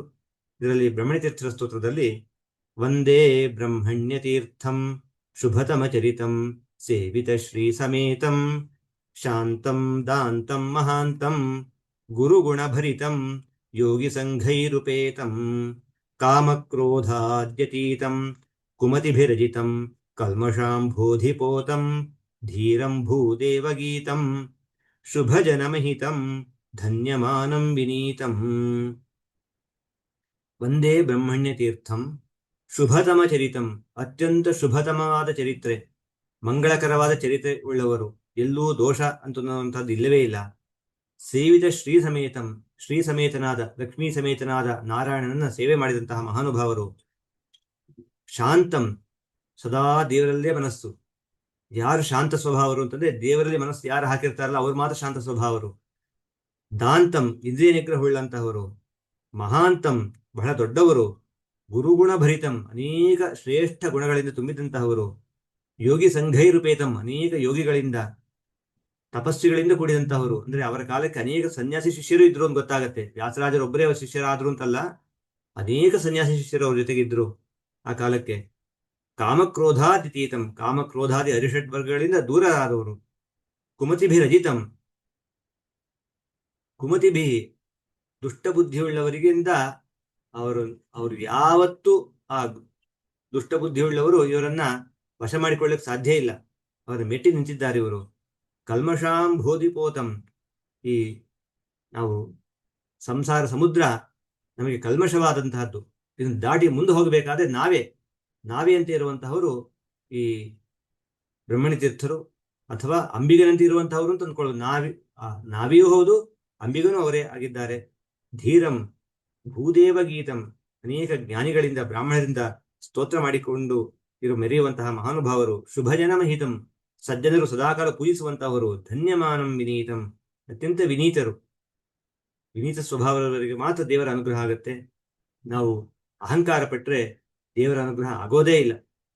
ಒಂದು ಪಟ್ಟಿ ಮಾಡ್ಕೊಂಡು ಬನ್ನಿ, ದೇವರ ಅನುಗ್ರಹ ಪಡೆದಂತ ಮಹಾನುಭಾವರು ಪ್ರಹ್ಲಾದ, ಧ್ರುವ ಅಥವಾ ವ್ಯಾಸರಾಜರು, ರಾಯರು ಅಂತ ಏನೇನು ಪಟ್ಟಿ ಮಾಡ್ಕೊಂಡು ಬರ್ತೇವೆ, ಎಲ್ಲ ಎದ್ದು ಕಾಣುವಂತ ಒಂದು ದೊಡ್ಡ ಅಂಶ ಅಂತಂದ್ರೆ ಅದು ಅತ್ಯಂತ ವಿನೀತರು. ಅಹಂಕಾರವನ್ನ ಎಲ್ಲೂ ಯಾವ ಕಾಲಕ್ಕೂ ತೋರಿಸಿದವರೇ ಅಲ್ಲ. ತಾನು ಇಷ್ಟು ಓದಿದ್ದೇನೆ, ಅಷ್ಟು ಓದಿದ್ದಾಗಲೂ ಕೂಡ ಎಲ್ಲೂ ಅಹಂಕಾರದ ಒಂದು ಸಣ್ಣ ಬಿಂದು ಮಾತ್ರವೂ ಅವರಲ್ಲಿಲ್ಲ. ಅದೇ ಯಾರು ಅಹಂಕಾರ ಪಡ್ತಾರೆ ಅವರಿಗೆ ದೇವರ ಅನುಗ್ರಹ ಯಾವ ಕಾಲಕ್ಕೂ ಆಗಿಲ್ಲ.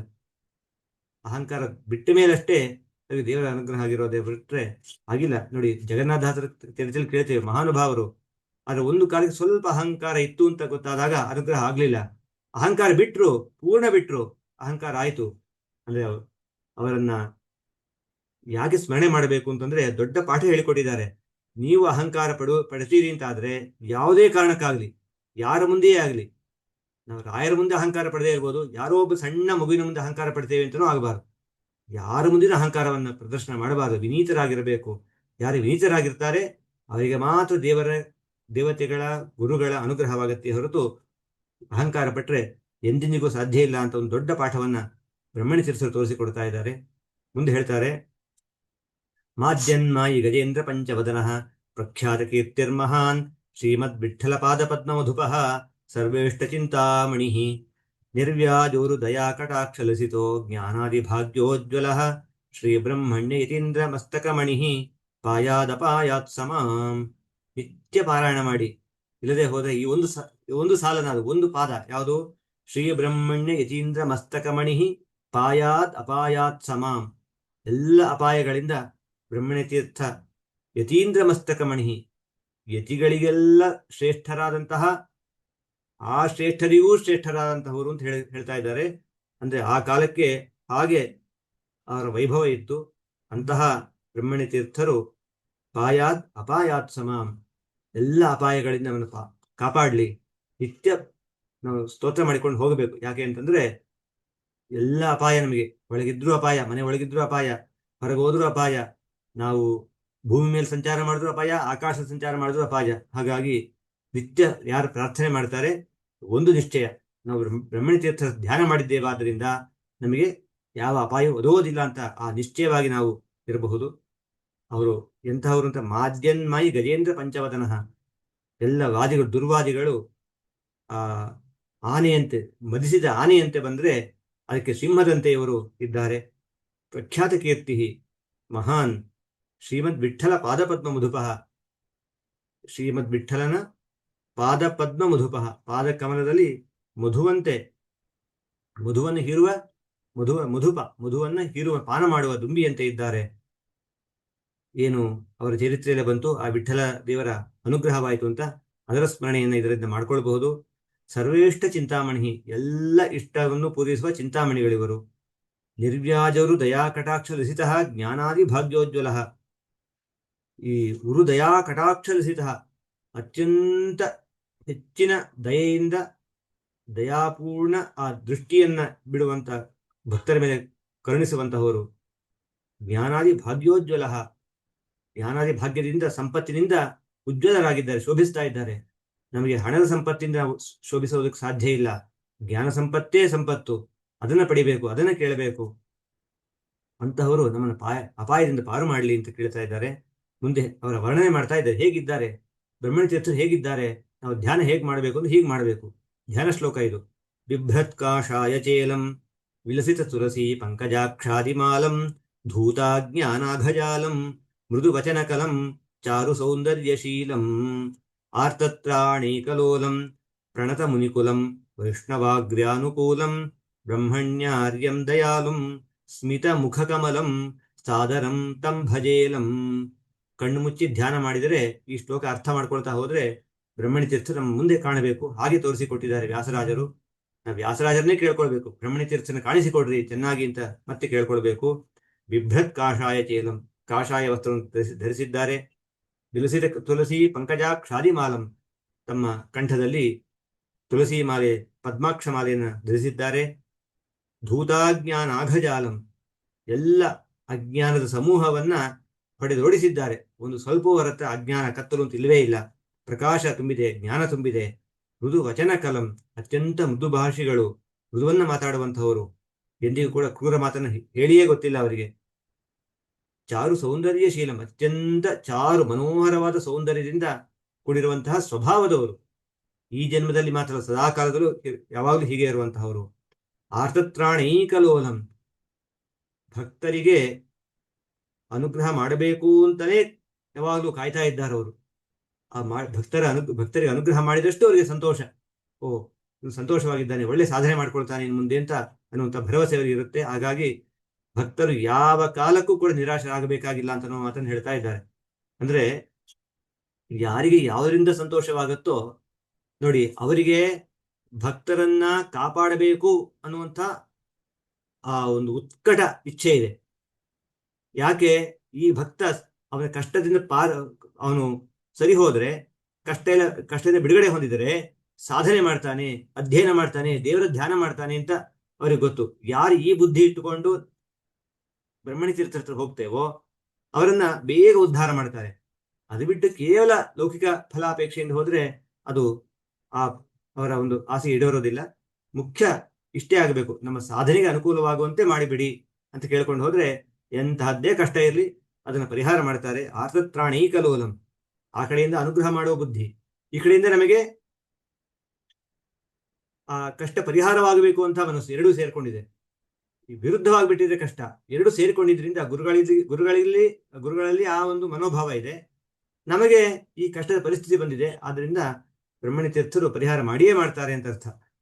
ಪ್ರಣತ ಮುನಿಕುಲಂ, ಅನೇಕ ಮುನಿ ಸಮೂಹಗಳಿಂದ, ಸನ್ಯಾಸಿ ಸಮೂಹಗಳಿಂದ, ಜ್ಞಾನಿ ಸಮೂಹಗಳಿಂದ ಪ್ರಣತರಾದವರು, ನಮಸ್ಕರಿಸಲ್ಪಡುವಂತಹವರು. ವೈಷ್ಣವಾಗ್ರ್ಯಾನುಕೂಲಂ, ಯಾರು ವಿಷ್ಣು ಭಕ್ತರು ಅವರಿಗೆ ಅನುಕೂಲವ, ಎಲ್ಲ ರೀತಿಯ ಅನುಕೂಲ ಮಾಡಿಕೊಡ್ತಾರೆ. ವಿಷ್ಣು ಭಕ್ತರಲ್ಲದೆ ಹೋದರೆ ಅಲ್ಲ ಅಂತ ಮುಖ್ಯ ತಾತ್ಪರ್ಯ. ಅಂದ್ರೆ ಯಾರನ್ನು ಬೇರೆ ದೇವತೆಗಳ ದೂಷಣೆ ಮಾಡೋದಂಥದ್ದಲ್ಲ. ನಮ್ಮ ಪ್ರಕಾರ, ಶ್ರೀಮದ್ ಆಚಾರ್ಯರ ಪ್ರಕಾರ ಎಲ್ಲ ದೇವತೆಗಳು, ಋಷಿಗಳು ಎಲ್ಲರೂ ಕೂಡ ವೈಷ್ಣವರೇ.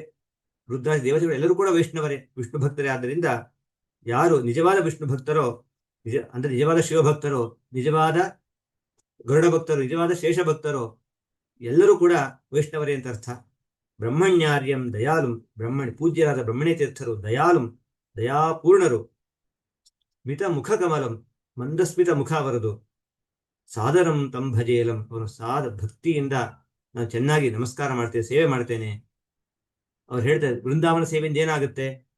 ಆವತ್ತಿಗೆ ಬ್ರಹ್ಮಣ್ಯ ತೀರ್ಥರಿದ್ರು, ಉದ್ಧಾರವಾದ್ರು. ಇವತ್ತು ವೃಂದಾವನದಲ್ಲಿದ್ದಾರೆ, ಆಗುತ್ತಾ ಅಂತಂದ್ರೆ ಆಗುತ್ತೆ. ಏನ್ ಮಾಡಬೇಕು?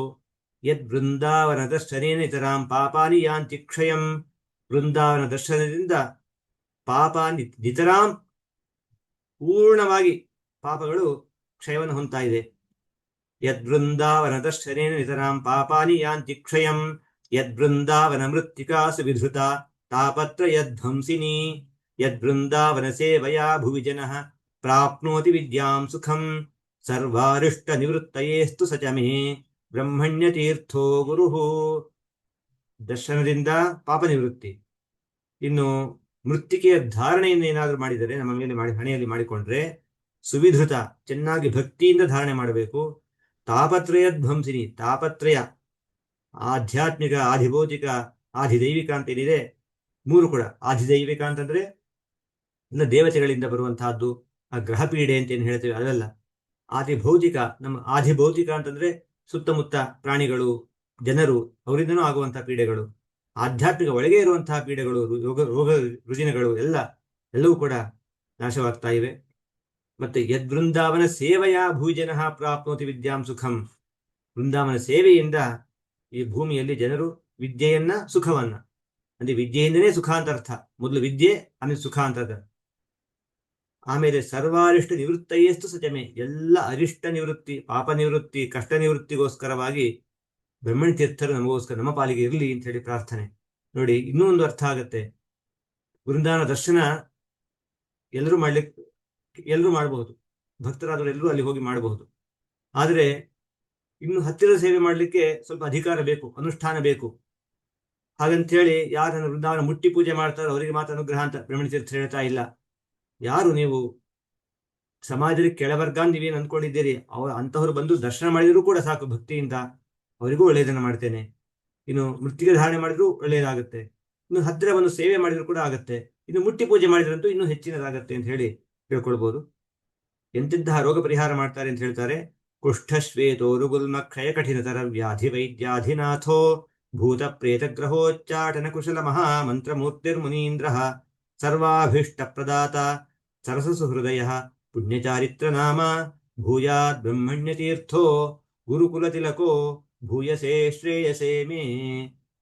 ಕುಷ್ಠ, ಶ್ವೇತ ಚರ್ಮರೋಗ, ಬಿಳಿಯ ಚರ್ಮರೋಗ, ಗುಲ್ಮ ಏನು ಗಡ್ಡೆ ಕಾಣಿಸೋದು, ಇವತ್ತಿನ ಕ್ಯಾನ್ಸರ್ ಅಂತಿದೆ ಅದು, ಕ್ಷಯ, ಕಠಿಣತರ ವ್ಯಾಧಿ ವೈದ್ಯಾಧಿನಾಥ. ಕಠಿಣತರ ವ್ಯಾಧಿ ಏನೇನು ಮುಂದೆ ಬರಬಹುದು, ಇವತ್ತಿಗಿಲ್ಲಪ್ಪ, ಮುಂದಿನ ದಿವಸ ಹೊಸದಾಗಿ ಆಡಾದ್ರೆ ಅದಕ್ಕೆ ಪರಿಹಾರ ಮಾಡೋ ಶಕ್ತಿ ಇದೆಯಾ ಅಂತಂದ್ರೆ ಅದೂ ಇದೆ. ಹಿಂದೆ ಗೊತ್ತಿರುವಂತಹ ರೋಗಗಳು ಇವತ್ತು ಡಾಕ್ಟರ್ ಹತ್ರ ಹೋಗ್ತೇವೆ, ಇದ್ಯಾವುದು ವಿಚಿತ್ರ ರೋಗ, ಇದುವರೆಗೂ ಈ ಕೇಸ್ ರಿಪೋರ್ಟ್ ಆಗಿದ್ದೇ ಇಲ್ಲ ಅಂತ ಹೇಳಿ ಬಿಡುವಂಥದ್ದು ಎಷ್ಟೋ ಇದೆ. ಇಂತಹ ರೋಗ ನಾವು ನೋಡಿಲ್ಲ, ನಾವು ಗೊತ್ತಿಲ್ಲ, ಏನ್ ಟ್ರೀಟ್ಮೆಂಟ್ ಅಂತ ಗೊತ್ತಿಲ್ಲ ಅಂತ ಹೇಳುವಂತಹ ರೋಗಗಳು ಅನೇಕ ಇವೆ ಇವತ್ತು. ಎಂತಹದ್ದೇ ರೋಗ ಆಗಿರ್ಲಿ, ಗೊತ್ತಿರೋ ರೋಗ ಆಗಲಿ, ಗೊತ್ತಿಲ್ಲದ ರೋಗವಾಗಲಿ, ಎಲ್ಲವನ್ನೂ ಪರಿಹಾರ ಮಾಡಿದ ವೈದ್ಯಾಧಿನಾಥರು, ಸಾಮಾನ್ಯ ವೈದ್ಯರಲ್ಲ, ಅಂತಹ ಅನೇಕ ವೈದ್ಯಾಧಿನಾಥರು, ವೈದ್ಯರಿಗೂ ನಾಥರಾಗಿರುವಂತಹವರು. ಮತ್ತೆ ಭೂತ ಪೀಡೆ, ಪ್ರೇತ ಪೀಡೆ, ಗ್ರಹ ಪೀಡೆ ಎಲ್ಲವನ್ನು ಕೂಡ ದೂರ ಓಡಿಸುವ ಉಚ್ಚಾಟನ, ಕುಶಲ ಮಹಾಮಂತ್ರ ಮೂರ್ತಿರ್ಮುನಿಂತಹ ಎಲ್ಲದಕ್ಕೆ ಎಲ್ಲ ಮಂತ್ರಸಿದ್ಧಿಯವರಲ್ಲಿದೆ ಮುನಿಶ್ರೇಷ್ಠರು.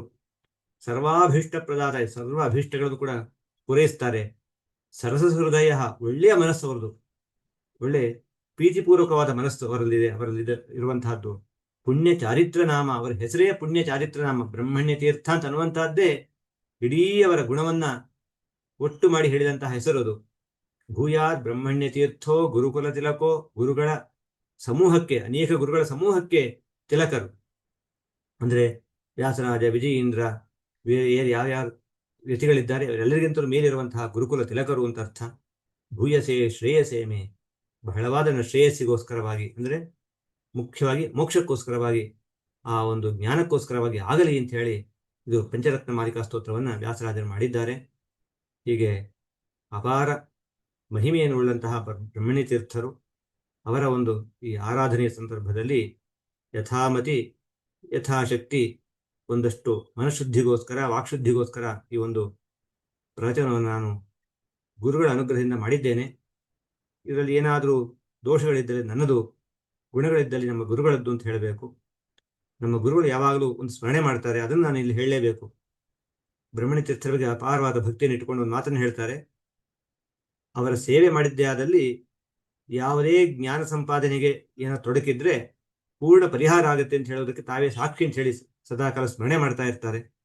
ಅಂತಹ ಬ್ರಹ್ಮಣ್ಯ ತೀರ್ಥರು ಎಲ್ಲರಿಗೂ ಕೂಡ ಆ ಜ್ಞಾನ ಸಂಪಾದನೆ ಏನಾದರೂ ವಿಘ್ನಗಳು ನಮಗೆ ವಿಘ್ನ ಅಂತಂದ್ರೆ ನಿತ್ಯ 1 ಗಂಟೆ ಪಾಠ ಆದ್ರೆ ನಾವು ಭಾರೀ ಅನುಗ್ರಹವಂತರು ಅಂತ ಅನ್ಕೊಳ್ಬೇಕಾಗಿಲ್ಲ. ಯಾಕೆ ಅಂತಂದ್ರೆ 1 ಗಂಟೆ ಪಾಠ ಆದಮೇಲೆ ಮತ್ತೆ ಮುಂದೆ ಮರುದಿವಸವರೆಗೂ ಆ ಒಂದು ವಿಘ್ನ ಇದೆಯಲ್ಲ, ಸದಾಕಾಲ ಚಿಂತನೆ ಆಗಬೇಕು, ಸದಾಕಾಲ ಆ ಒಂದು ಜ್ಞಾನ ನಮ್ಮಲ್ಲಿ ಪ್ರಾಪ್ತವಾಗ್ತಾ ಇರಬೇಕು, ಹಾಗೆ ಅನುಗ್ರಹ ಆಗಬೇಕು.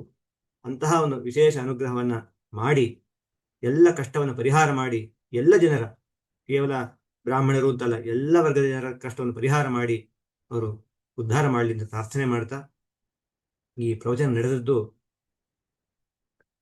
World forum of Vyasaraja devotees ಅಂತ ಏನು ಸಂಸ್ಥೆ ಇದೆ, ಅದರ ಸಂಸ್ಥಾಪಕರು ನಿರ್ವಾಹಕರಾದಂತಹ ಶ್ರೀಯುತ ನಾಗು ಶ್ರೀನಿವಾಸರಾವ್ ಅವರು ಪ್ರತಿ ವರ್ಷವೂ ಕೂಡ ಎಲ್ಲ ಆರಾಧನೆ, ಮಹನೀಯರ ಆರಾಧನೆಯನ್ನು ಮಾಡ್ತಾ ಜ್ಞಾನ ಕಾರ್ಯವನ್ನ ಬೇರೆ ಬೇರೆ ರೀತಿಯಲ್ಲಿ, ಒಂದು ಕಡೆ ಪ್ರವಚನ, ಇನ್ನೊಂದು ಕಡೆ ಸಂಗೀತ ಆಗಿರ್ಬೋದು, ದೇವರ ನಾಮಗಳಾಗ್ಬೋದು, ಅವುಗಳ ಪಾರಾಯಣ ಆಗ್ಬೋದು, ಹೀಗೆ ಅನೇಕ ರೀತಿಯಲ್ಲಿ ಗ್ರಂಥ ಪ್ರಕಾಶನ, ಈ ರೀತಿಯಲ್ಲಿ ಅನೇಕ ರೀತಿಯಲ್ಲಿ ತಮ್ಮ ಸಂಸ್ಥೆಯಿಂದ ಪ್ರತಿನಿತ್ಯವೂ ಕೂಡ ಪ್ರಯತ್ನ ಮಾಡ್ತಾ ಈ ಎಲ್ಲ ಜ್ಞಾನ ಕಾರ್ಯದ ಮೂಲಕ ಜನರಿಗೆ ಒಳ್ಳೆಯದಾಗಬೇಕು ಅಂತನ್ನುವಂಥ ಒಳ್ಳೆಯ ಒಂದು ಮನಸ್ಸಿರುವಂತಹ ಮಹಾನುಭಾವರು. ಅವರಿಗೆ ನನ್ನ ಕೃತಜ್ಞತೆ ಮತ್ತು ನಮಸ್ಕಾರವನ್ನು ತಿಳಿಸ್ತಾ, ಎಲ್ಲರಿಗೂ ಧನ್ಯವಾದವನ್ನು ತಿಳಿಸ್ತಾ ಶ್ರೀ ಕೃಷ್ಣಾರ್ಪಣ ಮತ್ತು ಸಮರ್ಪಣೆ ಮಾಡ್ತಾ ಇದ್ದೇನೆ. ಯಸ್ಸರ್ವಗುಣ ಸಂಪೂರ್ಣ ಸರ್ವದೋಷ ವರ್ಜಿತಃ ಪ್ರಿಯತಾಂ ಪ್ರೀತಯೇವಾಲಂ ವಿಷ್ಣುರ್ಮೇ ಪರಮಸ್ವೃತ್. ಶ್ರೀಕೃಷ್ಣಾರ್ಪಣಮಸ್ತು.